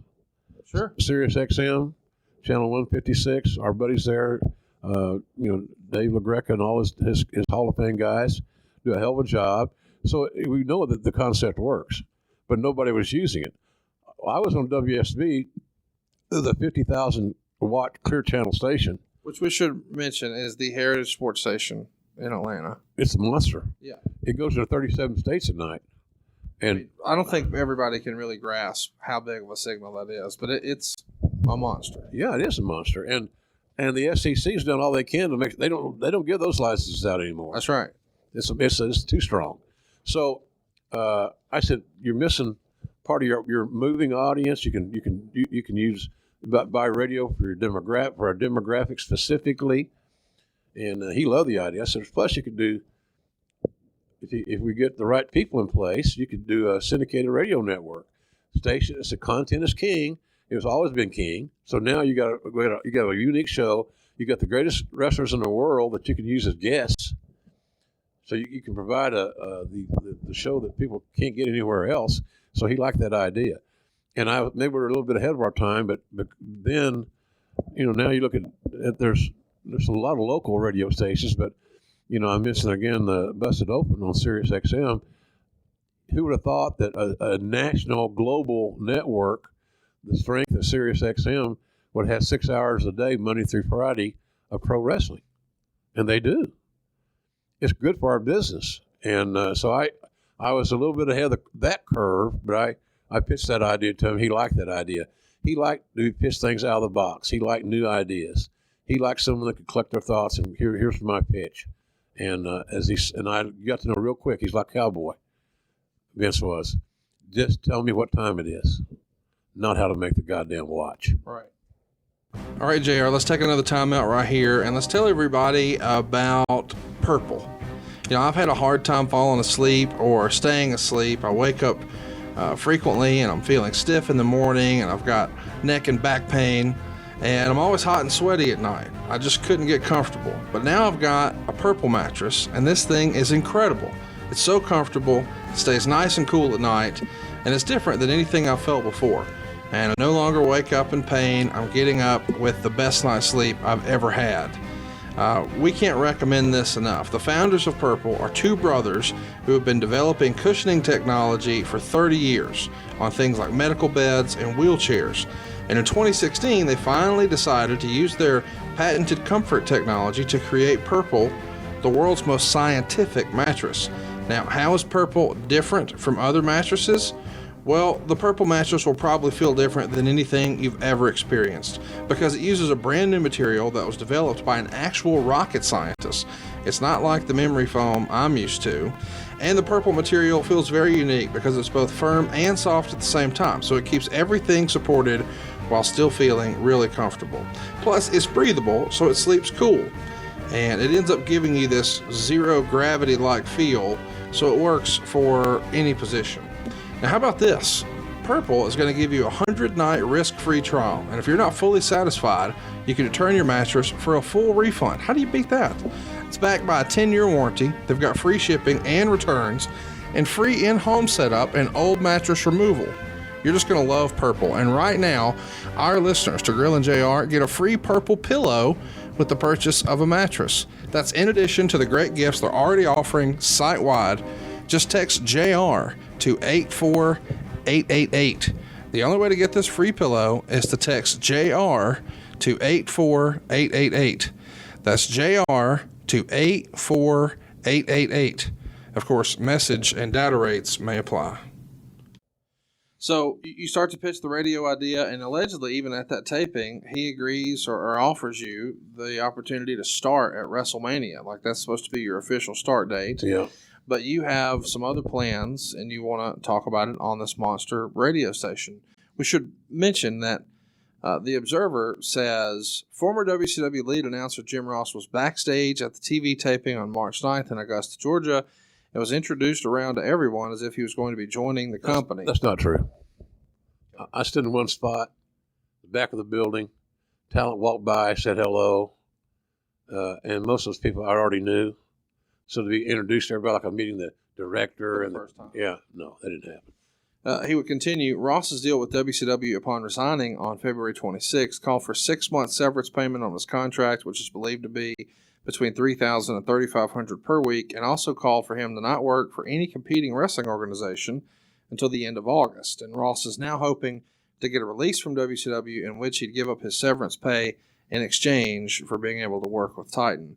Of course, ultimately, we know that's going to happen, but is that piece true, that you did have a severance and you forfeited it to go ahead? I'd have to go back and look at the old contract, but there may have been a situation there where, if they decide to get rid of me, that I got paid for 6 months, tell me to stay on my feet till I found something else. I just never remember that severance being a big issue, yay or nay. I wanted it out. They wanted to keep and pay me what they owed me, even though they had plenty of money. It just still didn't look good. They didn't want the after effects of this deal. So when you sit down and request the release on the 26th, this TV taping is coming up in 11 days and that you're going, but you feel pretty confident about finding a gig with WWF. And even if not, you're going to continue to do your Falcons work. Yeah, I was hopeful. Yeah, I was hopeful, Connie, that I was going to be able to get a job and continue to live that dream. I wasn't through growing. I hadn't got to my destination yet. I still traveling. But if I get off that route, my destination is never going to be attained. I needed to get down the road. But I just think that I don't think the severance is a big story in this deal. Because again, this contract was so blatantly one-sided. Yeah. That they can't fight you whatever you want. Well, they can't fight what they wrote. Yeah.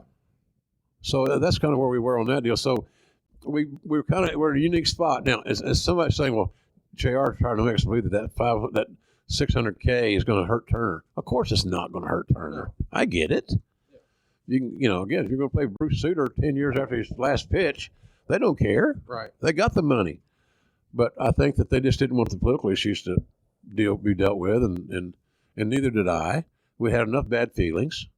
Not too much negativity. Let's just move on. Well, you moved on with a major splash on the radio show. Now, I guess we should mention WCW is sponsoring your Wrestling with Jim Ross radio show. Partially. They were a sponsor. Yeah, they're one of the many advertisers, and you've got a good friend in Bob Hughes, who is in charge of the advertising budget for Georgia Power, which is a monster.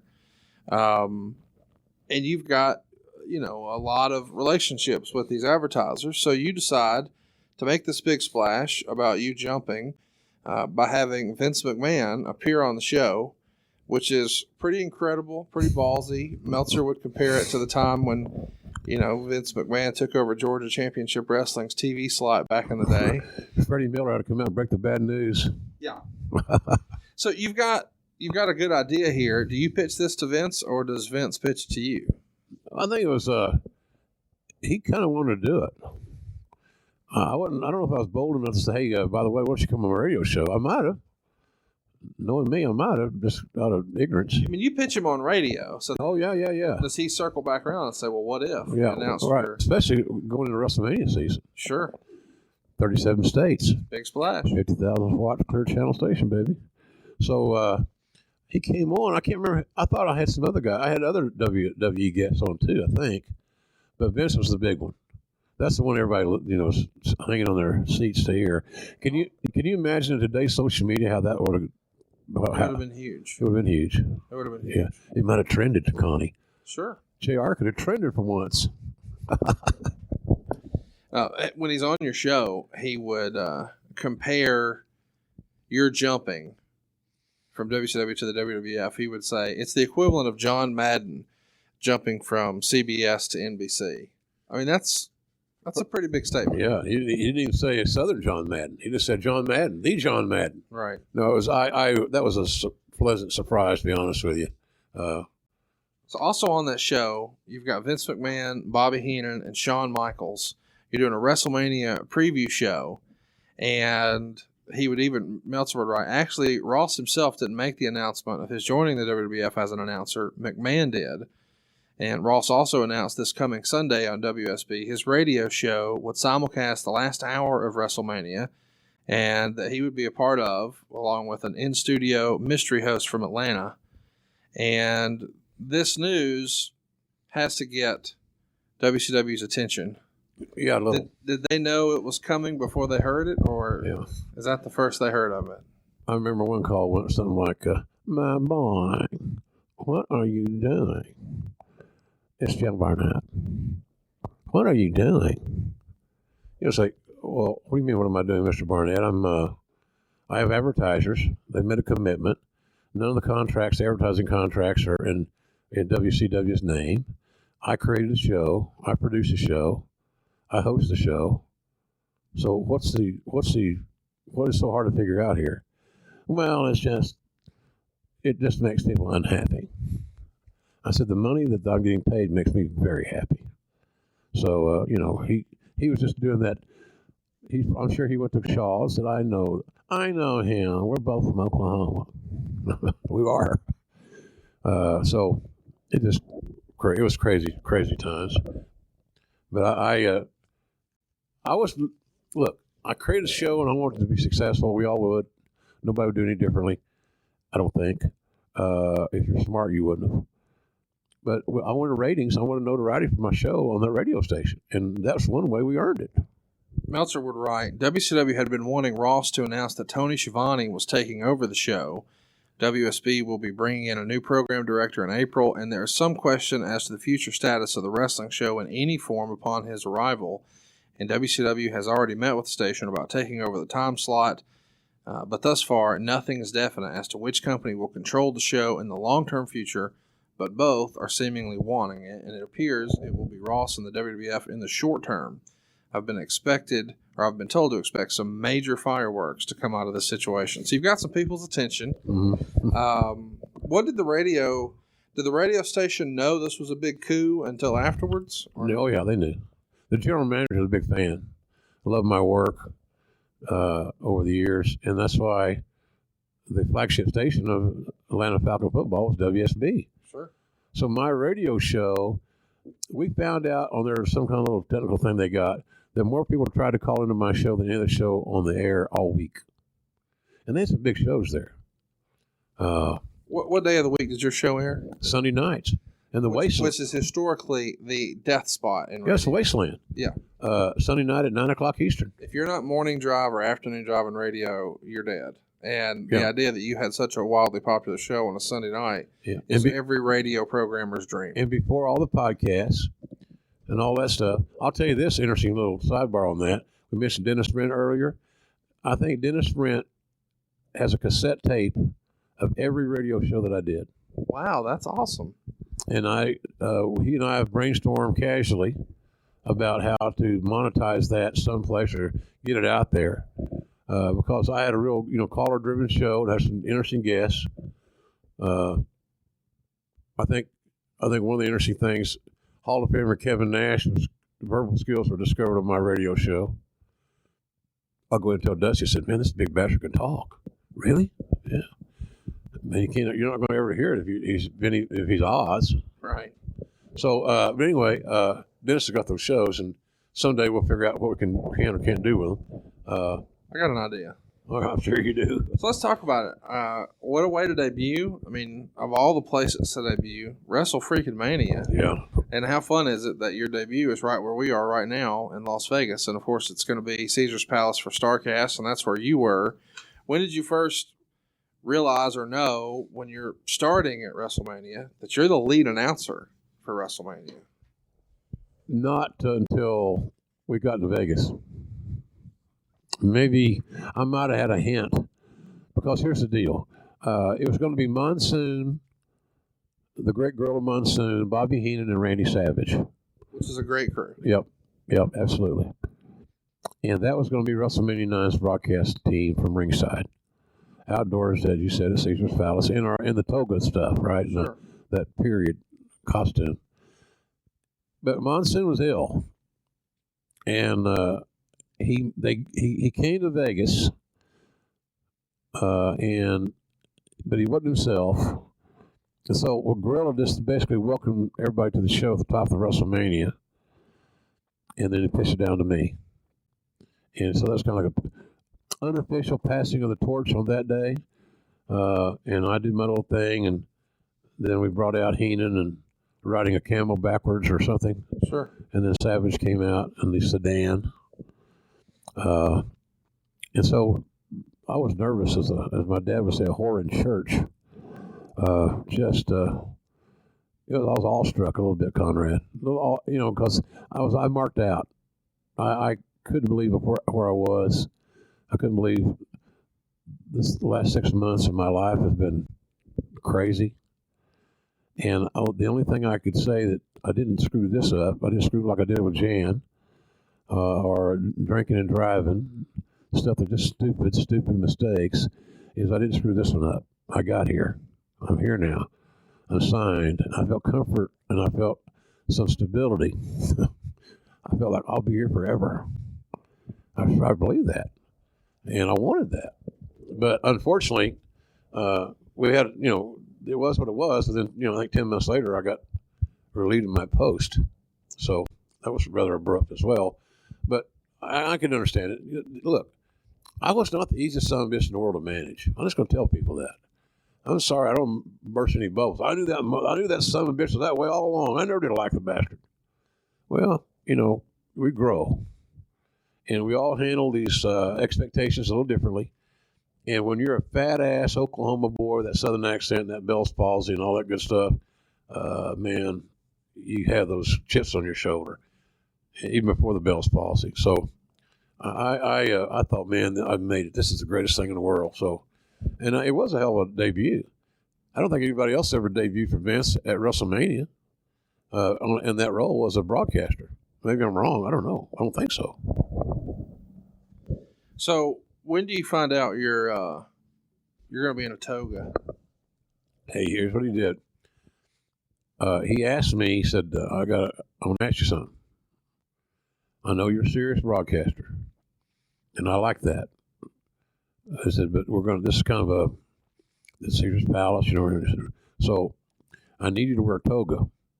But if you're not comfortable working in a toga, we'll move your debut to some, the next, King of the Ring or whatever, or one of the syndicated shows. So are you kidding me? I said, Vince, I'm fine wearing a toga. I never wore a toga in my life. The funniest part of wearing a toga, being Monsoon and Heenan dressed in the same little locker room. and Heenan begged me to go commando that day, not wearing any underwear under my toga, because he said, I'll tell Vince he'll like it because that shows you got balls. And then Monsoon, who's 6'6", standing behind Heenan, is standing there, great massive shadow, but right behind Heenan, shaking his head, no. Waving his arms. He knew the rib was coming. Absolutely. Yeah. So, nonetheless, notwithstanding the reinforcement of Monsoon's judgment, my own apprehensions prevented me from going commando and showing my white fat ass, and at Caesar's Palace on pay-per-view. Just would have been a good look. Not the debut you're looking for, I'll tell you that. Well, nobody wants to see JR's Beans and Franks in WrestleMania. No, man. Hell, JR don't even want to see his Beans and Franks, for God's sake, sometimes. You talked about your meeting with Vince when he started giving you notes about what he expects at WrestleMania 9 from you. And he says, according to your book, energy, Vince reminded me. Give me energy out there. What other notes did he give you? Or carry me through like some of the production meetings for WrestleMania 9 relative to all the other big wrestling shows you'd been a part of? Well, the rest of the one other thing that's funny about that, when I got here to Vegas for the production meeting, it was held at Caesars, obviously, in a massive room, and it was packed. I'd never been in a production meeting with that many people, but it had everybody there, and everybody there was a purpose for it. I get that.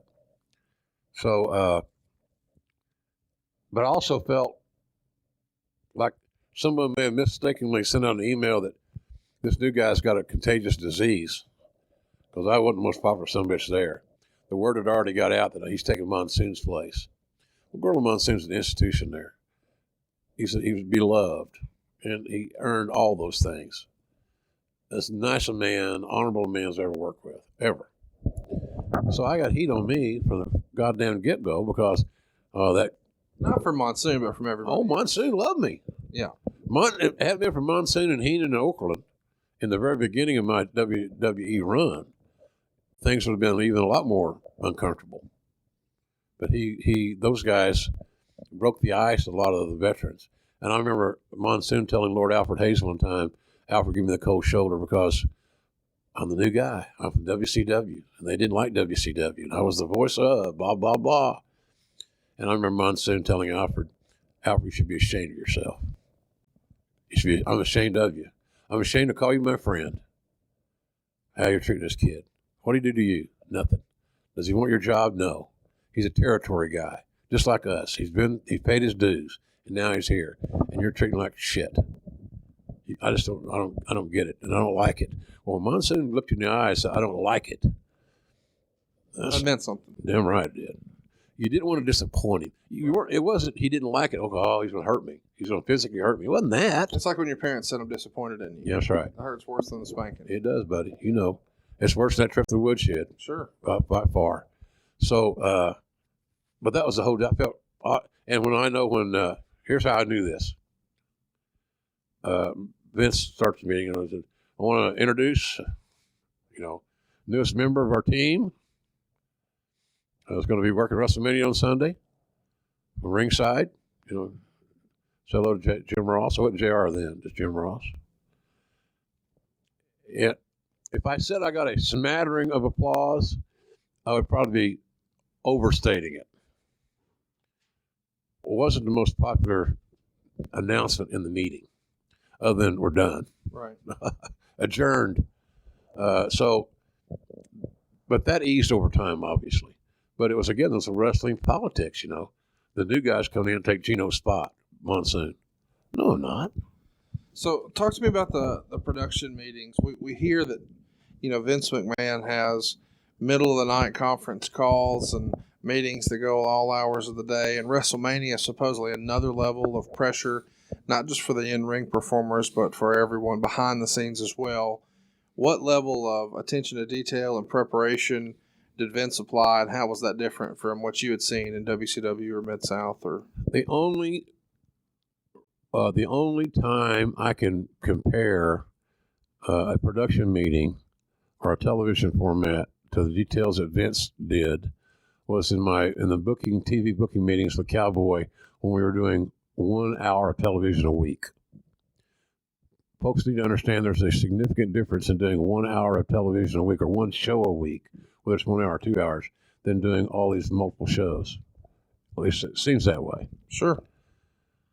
But Vince's attention to detail was, again, coming from the land of dysfunction and fried pies and Southern Bells, there was a lot of finger pointing and who's responsible for this and so forth and that and WCW. So I think that McMahon was just so far ahead of everybody in organization, and he had a good team around him. Everybody knew their role. They don't steal a promo from The Rock, but they all knew their role, and they were all motivated to fulfill that role. So he had the best, smoothest operation, and still does to this day, of anybody that I've been around. Well, the two other team members that he had with you that day are Randy Savage and Bobby Heenan. You wrote in your book that Randy was challenging to work with right from the get-go. I could hear right away that I was going to earn my money with Macho. It kept me on my toes, and not in a negative way, as soon as the pay-per-view began. I had no idea where exactly he was going in his commentary, so it was hard for me to at times direct traffic.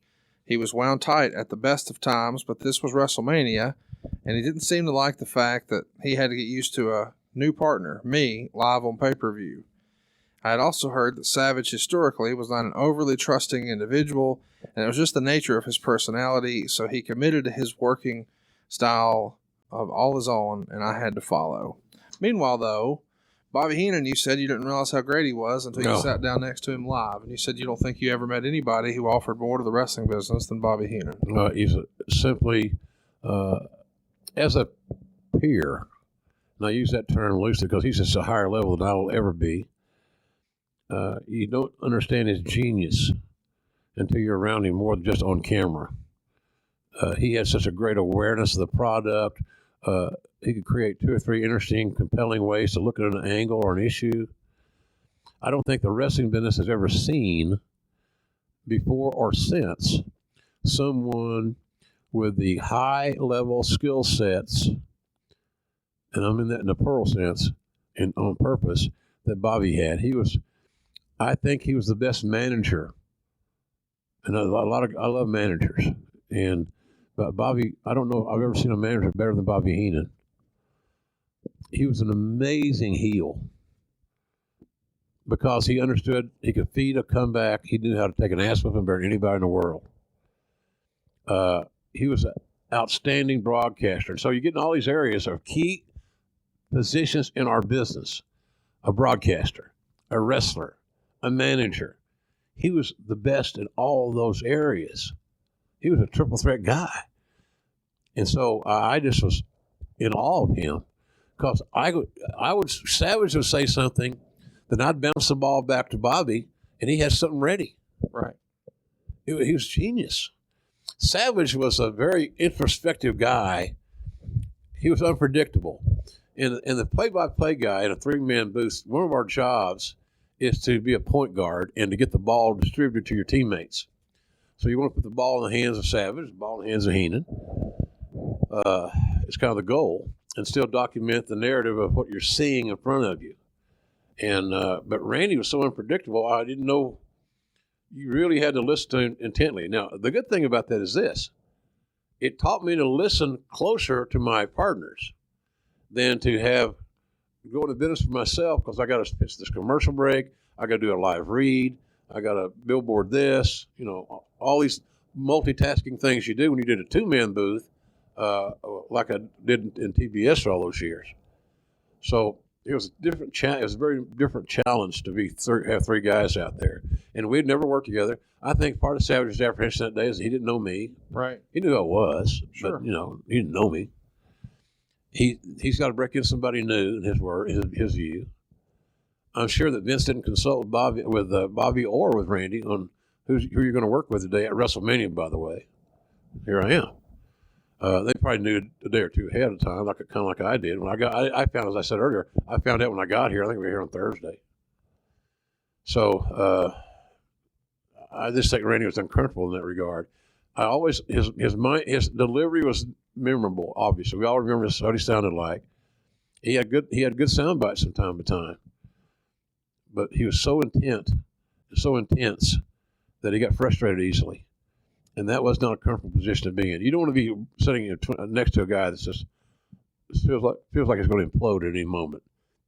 When the blood veins on your neck start getting, the size of a pack of gum, might not be a good thing. Let me ask you, there's been lots of rumor and innuendo about WrestleMania 9, specifically with Hulk Hogan's black eye. Mm-hmm. And, all that's been well documented, by multiple people about what, quote unquote, really happened with the jet ski and the boating accident and all that.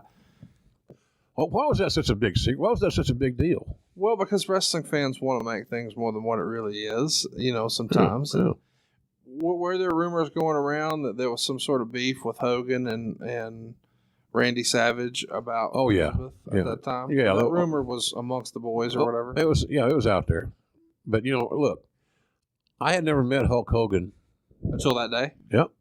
How did that go? Because for years you've been selling against him, essentially. Yeah. I think he probably was a little leery, but pretty professional.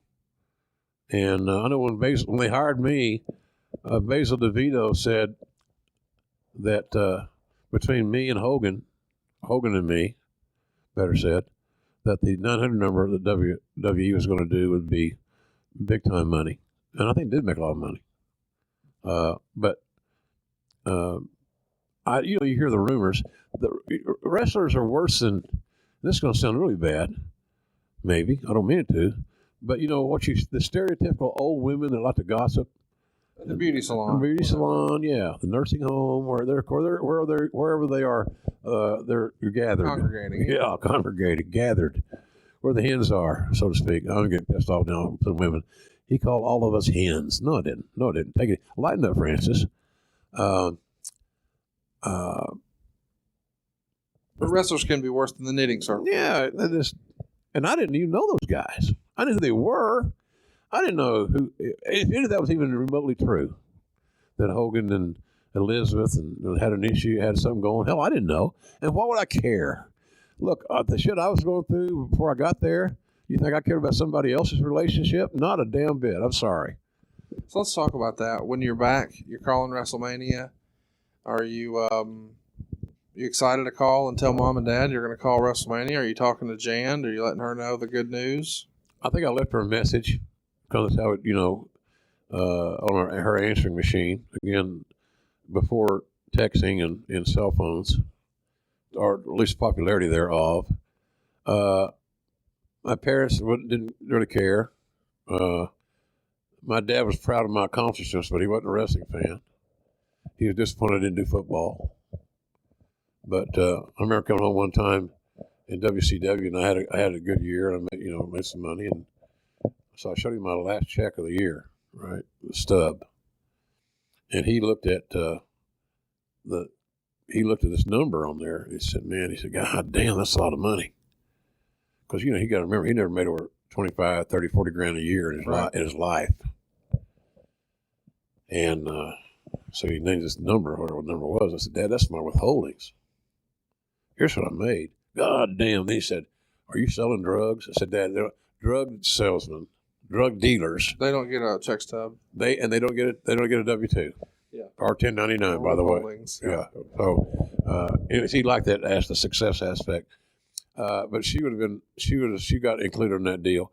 But all my other friends, basically, the word was out there that I was in Las Vegas and it was gonna, something was gonna happen. Who were your best friends in the business at that time? Was there anybody you could call and share this excitement? Probably Dennis. Dennis Brent was one, certainly. That's really that's almost a heartbreaking question, because when it came down to nut cutting, and you need to keep something to yourself. You did, and you didn't tell anybody. And because trust. Yeah. You can still be friends, but sometimes you don't want to trust them with a combination until you're safe. These days when you finish a broadcast, I'm sure you look at your phone and it's riddled with text messages and direct messages. This is a different era. That didn't really exist. Did you get a lot of attaboy phone calls or voicemails afterwards? I got a lot of, on my home phone, a lot of voicemails. You did great, congratulations, glad to hear you, glad you're back on the air, that kind of thing. And people were happy for me because they knew what it meant to me to go back to work. Not that I was out of work, but go back to that job, and to go back to that job with the number one company. I the biggest show. Damn right, man. I had taken a lot of body shots during that period of time. All this goddamn controversy and all these things going on, and it's worth mentioning though. I mean, that decision comes down in early February. So here in 60 days, boy, you've rebounded in a hurry. I'm pretty resilient sometimes. Yeah. And I think that's how I survived, Conrad, over all these years. Started in 74 when I was 22 years old in the wrestling business. I got an amazing education. Along the way, 2 failed marriages, but I didn't do well enough to put 2 wives through college, 2 daughters through college, bought several cars, a few houses. But yeah, it was a cool. People were so happy, and I was happy too. It was a neat deal, toga or not. People make a big deal. I get 2 questions about that. One is, did you feel insulted by wearing a toga? It's pro wrestling, and it was a themed show. Ding, ding, ding, ding, ding, ding. No kidding. Yeah. And did you keep the toga? I said, did you? No, it's a rental. Oh, right. Well, I need to find that rental place for Starrcast. So hey, let me ask. We've heard for years that Vince McMahon would be in the announcer's ear producing. Was that the case here, or was somebody else in the ear? Bruce. Okay. I think Bruce produced me in that WrestleMania. And I think that was also, Vince wanted to be more hands-on in a lot of different areas, entrances, finishes, make sure the talents before they go out or, have their marching orders again. And Bruce produced me. And you could tell when Vince was standing over Bruce's shoulder because Bruce got very, very aggressive. And I could tell. He's working me. Then when Vince was not in sight, Bruce is just Bruce. But I think Vince kind of stuck him with a sharp stick to, okay, get him, Bruce, sick him. You know, this is just playing. So it was a good experience. Now later on, during the old Monday Night Wars and all that stuff, when Mr. McMahon was at the gorilla position and not in the ring, then it got a little dicey from time to time. That's another story for another time. But WrestleMania was pretty smooth, actually. Did you have any conversation with Vince about your WrestleMania 9 performance afterwards? Yeah, he hugged me. He said, "I'm sure glad you're on our team. Glad you're here." So I hadn't heard that in a long time. But even my on doing the occasional really good show for Cowboy, you never got that. You never got that. And then in WCW, never got you. I got plenty of attaboys from TBS executives that were entertained by my work, to the point saying, "Can you do baseball? Can you do this? Can you do that?" And I was lobbying for a SEC TBS football thing. That's what I really wanted to do. But then the Falcon thing came along. I said, "Well, this is even better. I'll just do this. I'll just do this deal." So, but no, I had, that was just a great, glorious day. And after all the bullshit that I had put myself in position to endure, making bad decisions, carrying my feelings on my sleeve, and getting knocked down a few times, you know, at some point in time, Conrad, you either got to fight and say, "I'll get my ass up. Fuck this. I'm really tired of this shit. Yeah. I'm tired of being unhappy. I'm tired of being negative. I'm tired of all this bullshit. I'm not going to do it anymore." And so even in the last few years, I told people this. I said, the best piece of advice I have given myself is, do not pack any negative in your carry-on. I love that. Just don't do it, man. Leave it behind, as if you have limited space in the carry-on, and there's no room for this shit. And that's kind of where I am right now. And I didn't get there easily, but boy, there's just so much going on in my mind. Look, my mom and dad are both in bad health. They ended up dying in the 90s. Both of them, 64 years old, young. I consider it really young. Sure. So I dealt with that, you know, heart issues with my mother, so forth. Dad not taking care of himself like she should have. Then the Jan thing, you know, God bless her. She didn't do nothing wrong. It's all on me. And then the job deal. And I felt that, you know, I felt like when Watts went out the door, he tossed me the anvil, and it just took me straight down. Because there's nothing I could do nothing, Conrad, to change the perception of who Jim Ross was to a certain group of people in Turner hierarchy, and they could make a very good argument. Well, you know how that Watts was. Oh yeah, that big piece of shit. I'm glad he's gone.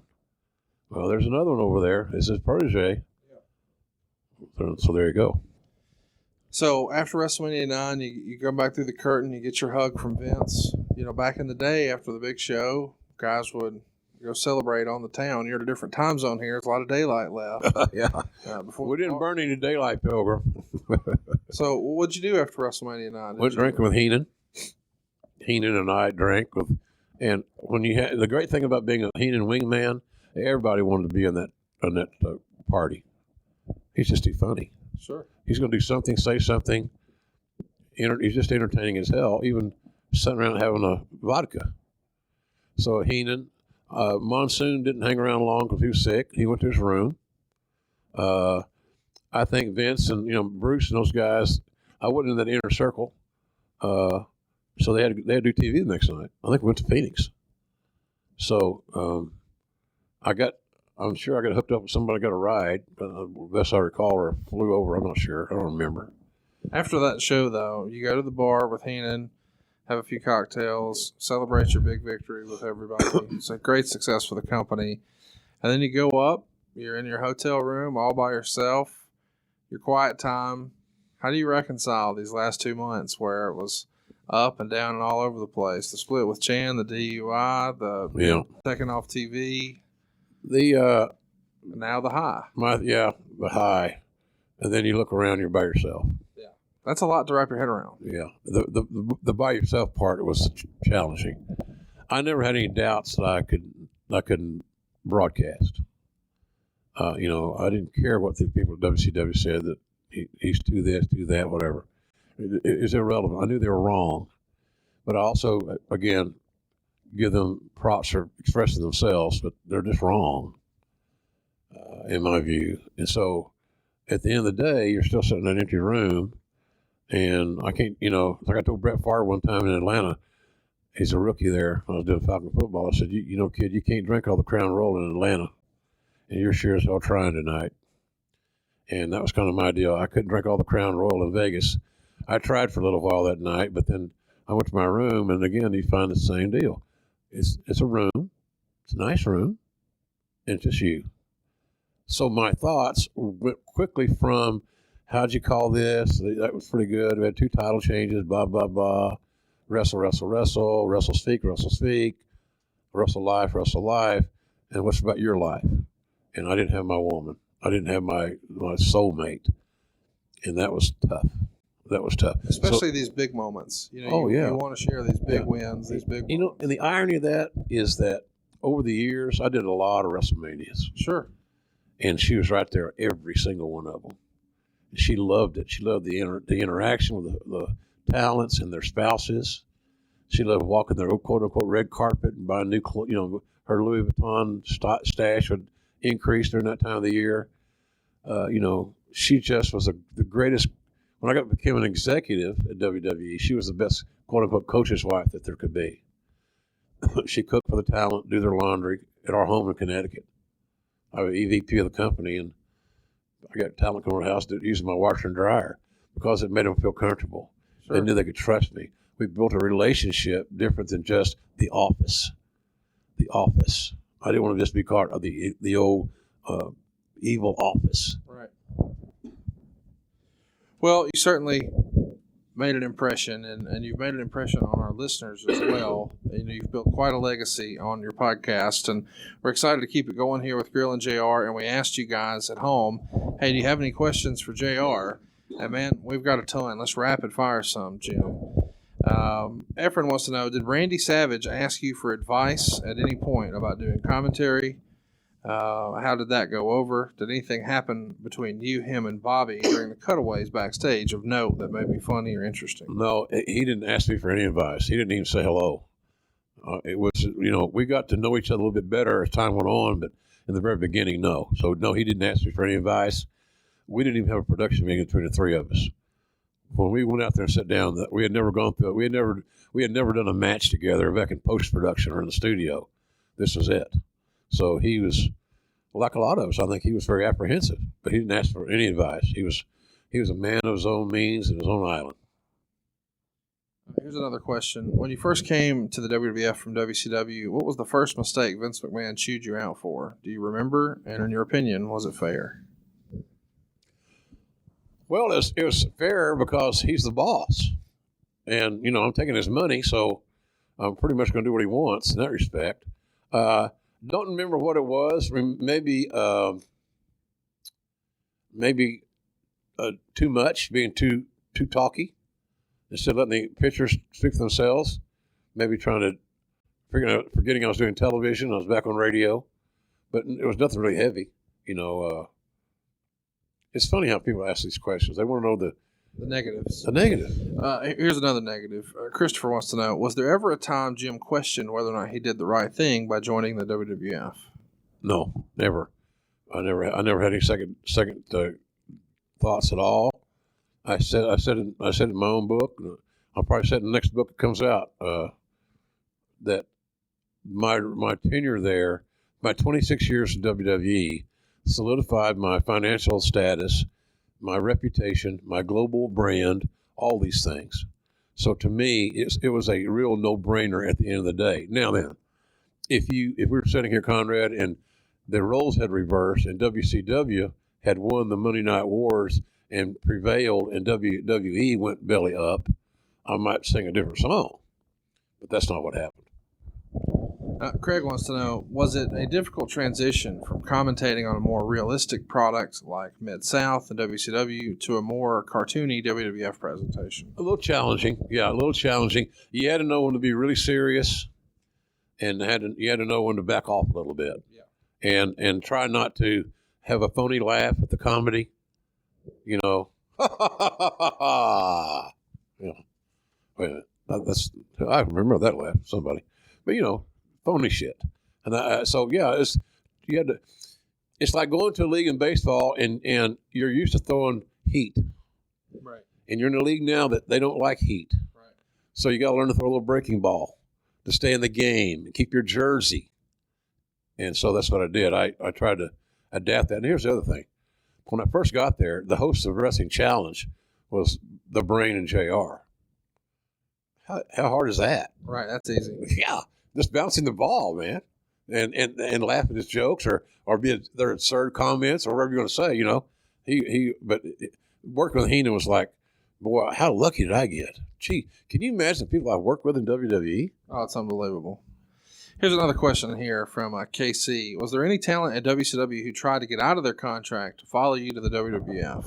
Follow me specifically, no. But quite frankly, I would surmise that most of the talent in WCW would have traded their spot in WCW for a spot in WWE if given the opportunity. Well, I'm not even working there, but I get DMs and text messages and emails every day, multiples, about getting somebody a gig at AEW, and I don't even work there. So I know now that you're there, you're getting blown up. Oh, yeah.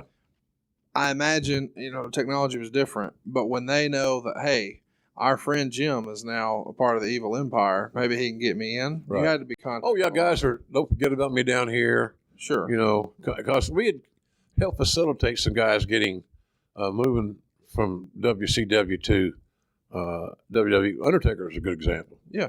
I always thought he had everything. He's 6'9", athletic, and tough, durable. Just hadn't had the right gimmick. And sometimes when you're like Ole, didn't like him.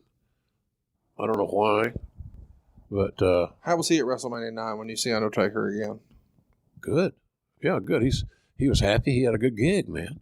Sure. I helped get him on one of those massive booking committee incarnations. I saw him on Joe Pedicino's Channel 69 wrestling show, Wrestling Block. They used to air in Atlanta. They had like 8 hours of territory wrestling, different territories and promotions and so forth. I saw him on a world-class tape. I think he might have been the Masked Man, the Punisher, or something like that. I'm not sure. But what he did, what got my attention, he reminded me of Don Jardine. And Don Jardine was wrestled as a spoiler. You mean walking the ropes? Yeah. Yeah. But his presence. Sure. Jardine was like 6'6". Yeah. A real athletic frame. Not a bodybuilder, but a real athletic-looking, sturdy badass. And so Mark reminded me of him as far as agility and things of that nature. But you can see he had great natural instincts. So he ended up going there. Ole said that he'd never draw a dime. Wow. Yeah, never draw a dime. And he was making, I think Mark was making $150,000 a year there at WCW. And his contract was about up. And, I was just trying to help one of my gigs. He didn't care about the contracts. Calloway's contracts, I don't care. He's never going to draw a dime. Let him go. So, the others here, including myself, think he's going to be a star. Well, there's others here, namely me, that don't give a fuck. Oh, thank you. Have a nice day. Matt wants to know, did JR have any duties besides announcing? And after working for McGurk and Watts, was he surprised by Hogan's relationship with Vince? Did McGurk give him any advice about WWF politics? McGurk? I think he means Mike McGurk. No. Look, the newsletters, like this Meltzer, we quoted Meltzer a lot here today. A lot of those guys, none better than Meltzer, had contacts. They had informants. Sure. They had, behind the scenes. And look, I talked to Meltzer plenty of times, and those, and not automatically in those eras. And how that came about was Cowboy again. Cowboy said, I need to talk to this Meltzer guy. And I find out the background. He's a newsletter. Okay, I didn't subscribe at that time. I had subsequently for years. And Watts was hooked on the Observer. Right. Paul Bosch loved the Observer. And Bill and Paul were trying to get along. And so Bill Meltzer got tapped into Cowboy somehow or another. And maybe, I still think Paul may have facilitated that. I'm not real sure. But I guess the regularity, once you get a good source, look, in a territory like Mid-South, and you had Cowboy as your source, I'd say you've probably gone about as high as you're going to get. Yeah, I would think. Right? Yeah. So somewhere along the way, I got the handoff. It wasn't that he didn't like talking to Dave. It was the fact that he didn't have the time to invest in it as much as he did earlier. So that's how I kind of got the deal. And it's funny, the irony of that is Ed Cohen was assigned to talk to Meltzer. The late Ed Cohen had booked all the arenas for WWE forever, and a great guy, as good as it was in his field. But Vince kind of handed off the Meltzer to Ed Cohen at one time, as I heard the story. So that's kind of where that started, with Cowboy. But what all I do? I was in charge of syndication. I wrote ad copy. I voiced over spots. You would write ad copy for who? For advertisers or just for you guys getting in and out of breaks? No, for advertisers. For the buys that I would make in radio, I wrote the spots and voiced them over for Cowboy. And then we sent those out to the radio stations that were bought ads on to run, And that back in the day, you could run $500 would buy you a massive schedule in Lake Charles, Louisiana. Oh, of course. Probably still does. You could own the market. And then if you work out a deal where I had I remember one time we did a show, it actually wasn't Lake Charles, we had fan appreciation night. So we had some seats that we hadn't sold in years, upper level type stuff. We sold them for $5. Sold them all. And the house really jumped. And we didn't get wasn't nothing online. There wasn't no online. And so Cowboy said, man, we had a great night last night. Thanks to the hell of an idea. Of course, in the fan appreciation, I said, well, we can only do these now once a year. We got to think of another hook, another something. I said, but the radio's reaching an audience that if they don't hear us talk about it in that 1 hour television show, you're SOL. Right. So you helped the WWF with some of that as well. Well, I helped them. The concept of doing a radio network, WWE Radio Network, was a big thing for me. I didn't write any ad copy for them. Cowboy, I was very much busier. I think we had 10 or 12 stations when I first went to work there. We ended up selling 120 something, maybe 121, 22. So that was just a lot of paperwork, a lot of busy work until we got a syndicator. So I did a lot of things, but it helped me. I promoted towns. I booked arenas. I did routing. I did help do booking. So Cowboy let me learn a lot of the areas in the business as an outsider, not as a shooter, not as somebody's cousin or whatever. And I always was appreciative of that. And then somebody reminded me the other day, said, well, JR, you were pretty good. He liked you because you're competent and you're reliable and you're a smart guy. So I knew if I want to stay in the wrestling business, I better figure out something to do with my brain, because I'm not going to work. I'm not going to wrestle. Somebody asked the other day on here the other day, did I ever think about being a manager? Hell no. Yeah. Hell no. Are you kidding? No, man, I don't have the skills to do that. So, and I don't get my ass whipped on a regular basis. What'd you think of Hogan's relationship with Vince? That's something you probably saw that night, really, for the first time. Yeah, it was. Well, you hear all the stories. It's love, hate. I think that was the case even here at WrestleMania 9. I think there was some indecision about, are we back where? Can we get back where we were? So they seemed like they were trying to reconcile in '93. I think there's always that doubt. Can you, on a bad relationship that's you're trying to get back together, can we finally connect? I think that's what they're looking to do there. But Bill had the same. I found this out. The bookers, they fall in love with the guys. They fall in love with their top guy. So JYD and Dusty fell in love with Magnum TA. Yeah, rightfully so. Mm-hmm. I'm not knocking this now. Sure. Cowboy had JYD. Vince these days has Roman. There you go. It's nothing new. It's not a sin. It's always been this way. Eddie Graham had Cowboy, and then he had Dusty. Mm-hmm. So that's just how, I think Vince Sr. had Bruno. Right. So it's nothing wrong. It's just the way it's always been. They were so far above me, Conrad, in the time zones. I was kind of had all I could say grace over to do the show with two guys that I've done it with before. And it's only the biggest show in our damn business. So I didn't really get caught up in that. Bruce is always a good source of information because Bruce is on the inside. Sure. And he would tell you, if you, hey, did you hear such and such, whatever. Craig wants to know who was the most helpful, friendly, or inviting when you arrived, and who was the most difficult or standoffish? Well, I think Monsoon Was the nicest. Heenan, because he's my partner. We got to know each other and love each other, and we love smoking weed. It made him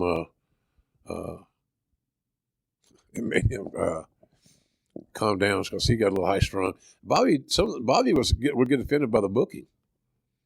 He was an old school guy, so now we're having to make sense out of Duke the Dumpster or the Repo Man or whatever, and in the character, not the human being playing the role, Right. but the goddamn character.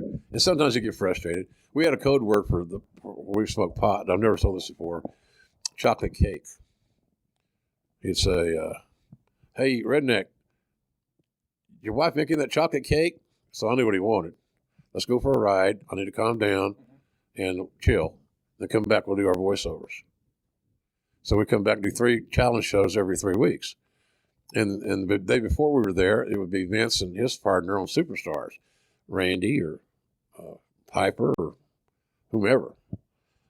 So that was always funny too, because when Vince and Piper or Vince and Randy did the VOs, they bring in catering to TV, and it would be some pasta, some marinara sauce, salads, real healthy, clean stuff. And the crew would call out and get other food because they didn't want to eat this. So when Vince go back in the room, they'd have that food come in, and so they could eat a cheeseburger or whatever they wanted, right? Well, then when me and Heenan and I did the voiceovers, the catering was an entirely different deal. We had potato salad, we had French, we had all kinds of fat ass food, and dessert, and chocolate cake. So that was our code word. Chocolate cake was our word, and that was but Bobby was great there, Connie, and Gene. Gene was so outspoken sometimes in that regard because Gene knew exactly where I was coming from. Look, Gene would say, "Look, how do you think I feel sometimes being a short ball guy? Right. We got to fight through this shit, kid." And that's what we do. We've been doing it forever. I said, "Yeah." So he'd laugh about I fought through it during the comb-over era. Matthew wants to know, what was the one thing that surprised you the most, or the most surprising thing about your jump to the WWF? Did anything surprise you, or did you pretty much have an idea what you were walking? I was surprised at how hands-on Vince was on everything, and how some people can make that a negative, as they do, is challenging me to comprehend and ascertain. He was involved in everything. I remember going to a meeting one time, and I had to wait until he got to talk to the artist about T-shirts. And seriously, I followed that meeting. But his being hands-on in every area was admirable, I thought. And one of the reasons that he will have those, you might get a conference call at 1 a.m. He doesn't believe in sleeping. He told me many, many times, "JR, goddamn it, sleep's our enemy. Sleep is our enemy." So, okay. Anyway, he's awake half the damn time. He's thinking of something. He didn't get to be where he is by being average. Right. And why anybody would think he's a little bit eccentric. No shit. How'd you figure that out, Dr. Phil? We had an interesting question here from one of our listeners here. Was moving to Connecticut a condition of the job? That comes to us from TJ. Yeah. So when you're meeting with him backstage and he makes this offer, part of the gig at that time is, oh, by the way, you got to move to Connecticut. Yeah, but it wasn't even, by the way, it's like, not what you do in Connecticut, so because you're going to be doing a lot of production work. And he said, if you're there, you can grow. Mm-hmm. He's right. Yeah. And look, again, I'm solo JR. So what am I? I don't even have a goddamn cat or dog. Nothing tying you to Atlanta. Nothing tying me to Atlanta. Yeah. Other than my memories and my own personal indulgences. So I had no problem with it. So guess what? I drove that old blue Lincoln. That Lincoln I should have put that something should be in the Hall of Fame. I don't know where it is. So the blue Lincoln went with me from Atlanta after new tires, really new tires, all the way to Connecticut. And I had it while I was in Connecticut too. Until I couldn't deal with the winters, and I bought me a Ford Explorer, Eddie Bauer edition. There you go. There you go, baby. 3 Count Thursday wants to know, what was Jim's biggest misconception about New York prior going to the WWF, and how quickly did he change his mind about it? Because there was rumor and innuendo for years about all that New York territory. They're all on drugs, ran by the mob. Oh, yeah. And lots of misconceptions about New York. Yeah, there was. Because it's in New York. Sure. If the headquarters had been in Little Rock, maybe it would have been. I don't think it would have said or Huntsville or Norman. No, it's not. That's not exotic enough. I think the biggest misconception is that they're not a wrestling company. I know when I first got there, they were a wrestling company. Over the years and during some of my tenure there, they've evolved to becoming not just a wrestling company. They're more diverse and as an entertainment entity. But I was, how the territory is booked, and this is entertainment, and it's not wrestling anymore. I heard that all those years ago. I didn't see that way, and I think that was a misconception, quite frankly. I think here's the deal. Here's how you look at that. If you're smart, we changed the complexion and the personality of the locker room, Conrad, and some of them, and the matches started becoming more physical and realistic. You can't tell me that when we brought in Austin, then he had that WrestleMania 13, his match with Brett with Ken Shamrock as a referee, that wasn't a hard-hitting, old-school, back-to-fundamental wrestling match. But you got to have the players to do that. And I found out that locker room, there was a lot of guys in that locker room that didn't need to be there, that they were phoning it in. They had found their comfort zone, and they weren't looking to go anywhere else. They stayed right in that one spot. And it was just an unhealthy situation. So sometimes the athlete you have dictates the product that you can book. And I think we grew into a lot more athletic. Hell, look, we're hired. Lesnar, Cena, Batista, Shelton Benjamin, Randy Orton, Kurt Angle, Edge and Christian. But none of those guys I just mentioned, and there's others I forgot, and I apologize, they were athletic bastards. They were jocks. Yeah. And they locked up like a jock. They locked up like a real wrestler would lock up, for example. And but we had to get there. And I think that's why, to disguise some of the inadequacies of that roster, they became outlandish characters. So it took your eye off of what they could do well and what they didn't do well. Their character, their persona, their music, their entrance was sometimes the highlight of the whole damn match. I don't know how it's hard to make a funny character when you make a heel, a serious character, as far as I know I'm not knocking Barry Darsow. Barry's a great guy. But if you have a repo man, let's say, for example, that's a heel. He's got the little Lone Ranger mask on. You know who it is. It's hard to make that person that's kind of comedic and makes you chuckle a villain. Right. It's counterproductive. But I think a lot of that stuff was not necessarily Barry, but Barry had his big run in Demolition, for example. So I think that the roster dictates a lot of what we did and what we could do or what we couldn't do. And you can't throw the ball if your quarterback can't throw it.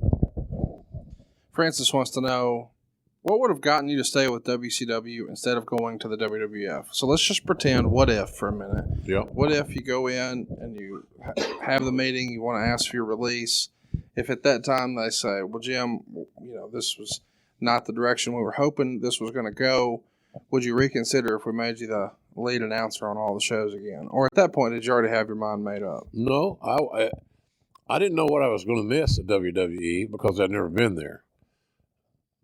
Albeit not even meeting Miss McMahon until that Augusta meeting. And I guess the only link I had with JJ was there, I think. I knew JJ from his Crockett days and Bruce. And by the way, both those are honorable guys and they're good friends. I probably would have stayed. I had to quit doing Falcon football because I took the WWE job. That wasn't a charge for me. I didn't like that, but I had to do it because of geography. Living in Connecticut, you can't get to practice through the week, and you can't do I did the pregame show and I did a coach's show at times. The geography just didn't work for me, and I wasn't high enough up on the ladder to come in just for game days. I had to do work prior to that, and there was no time to do that and travel. So I lost that gig. So if I stayed, I'm sure I would have stayed with the Falcons, and probably could expand my role in WSB. There's a lot of upside to staying there, notwithstanding the fact that I felt that loyalty to Turner. I did feel loyalty to Turner. He paid me a lot of money, more than I ever dreamed I'd ever make, and when we moved to Atlanta. He was very good to me as far as housing and all that stuff. I know we were talking about Bruce telling that story about my appliances. Yeah, there's a famous story from Something to Wrestle where Bruce, doing his JR impression, shared the story that Eric Bischoff was holding your appliances hostage. Yeah, that was my term. I said, the son of a bitch is holding my goddamn washer and dryer hostage. And my little mini fridge. What a phenomenal story. Somebody said, how did that happen? Well, they moved from Dallas, the Crockett office, to Atlanta, and I rented a one-bedroom apartment, right? It's furnished. And it was so small, it didn't even have a place for a washer dryer. So we had a laundry service in the building. It was nice. So they said, well, don't worry about it. We'll just put your washer and dryer and whatever else I had. I think of that. It might have been a microwave or something. I don't know. We'll put it in storage. We do that. A lot of people got stuff in storage here because they had a big payroll. And all of a sudden, when it comes time to move up north, they couldn't find my stuff. And so I concocted a story that it's funny. It sounds better than the real thing. They can't find out where they lost the paperwork that they're holding my appliances hostage. And I needed an appliance negotiator to come in and intervene. God.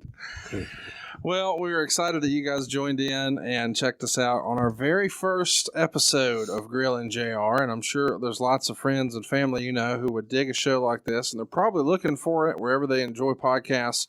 Well, let them know for now it's still this same feed, and it always will be this same feed. The Ross Report. Eventually, though, the channel will be renamed Grilling JR. But in the meantime, just tell them to hit the like and subscribe button for Ross Report. And when the name changes, you don't need to do anything. The feed will remain the same. And we're looking at dropping on Thursdays now. Yeah, we should mention that. So I think that's important. Historically, you've said that the Ross Report escapes on Wednesday. Well, in my little family of podcasts, Tony Schiavone has already stated his claim for Wednesday. So Thursday at 6 a.m. Eastern will be when you can count on new episodes of Grilling JR. We want to get it out early enough for you to listen to on your morning drive and anywhere else you enjoy podcasts. Absolutely. Yeah, and we appreciate you guys' loyalty. Conrad and I are going to have a lot of fun doing this. We're still going to need your help. Spread the word, new show, give us a shot. Look, our show is worth every goddamn dime you invest. It's free. So help a brother out here. We appreciate you supporting the advertisers and all your social media following and all that good stuff. So I've had fun, Conrad, here today. It was the darkest time of my career to date, to that point in my life. Sure. And maybe your life, when you consider the DUI and the Jan thing and all that, it's a dark cloud, and then it ends with this great moment, WrestleMania. Right. Wow. I just she it did. It is that point in time, and then she and I soon thereafter got back together and got married in October of '93, right here at the Little White Chapel, the same place that Bruce and Stephanie got married, and the same place that Triple H and Stephanie McMahon went through the drive-thru, the Little White Chapel. And Michael Jordan got married there too, by the way. It's pretty funny to note that your biggest moment in wrestling, is at that point. It's WrestleMania 9. You're the lead announcer, biggest show of the year for the biggest company, and the person you want to share it with the most is not there.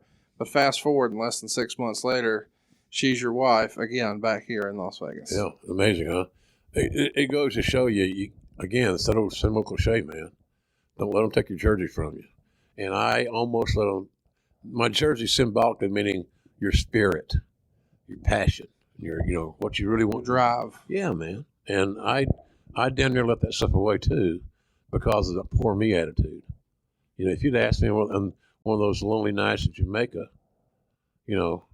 where I'm smoking a joint the size of a goddamn Pepsi can, and surrounded by friendly folk, shall we say, there's times there I said, well, this is not a bad life. I can live this way for a while because I got all this money coming in from TVS if I wanted to go that route. Then you sit there a little bit longer and a little bit later in the night, you say, this is not what you want, man. You just took yourself out of the goddamn game. What's wrong with you? How hard did you work to get here? Where did you start? Well, I started making $125 a week working for Leroy and Bill. Now look at you. $125 a week times 52. That's not even school teacher wages. It's horrible money. And I can't, and now look where I've evolved to. So it's a lucky deal, man. You just can't quit. And then this opportunity comes around with AEW. May 25th, I'm back behind the microphone. I'm going to call a goddamn pay-per-view as best as my body will physically allow me to do. And I know there's some people that are questioning, has he still got it and all this other. And a lot of this comes from the New Japan fans that were disillusioned by some of my pronunciations of some of those great Japanese athletes. And the fact that we're getting limited camera looks. We're in a closet. It's not a closet. That's not fair. We're a small room watching on television and voice those matches over as if we were there. That's not ideal. So I want to show those guys that, hey, look, I haven't forgot my instincts. I sure as hell haven't lost any passion. And you should buy the show on pay-per-view because I'm going to show you that my best work is yet to come.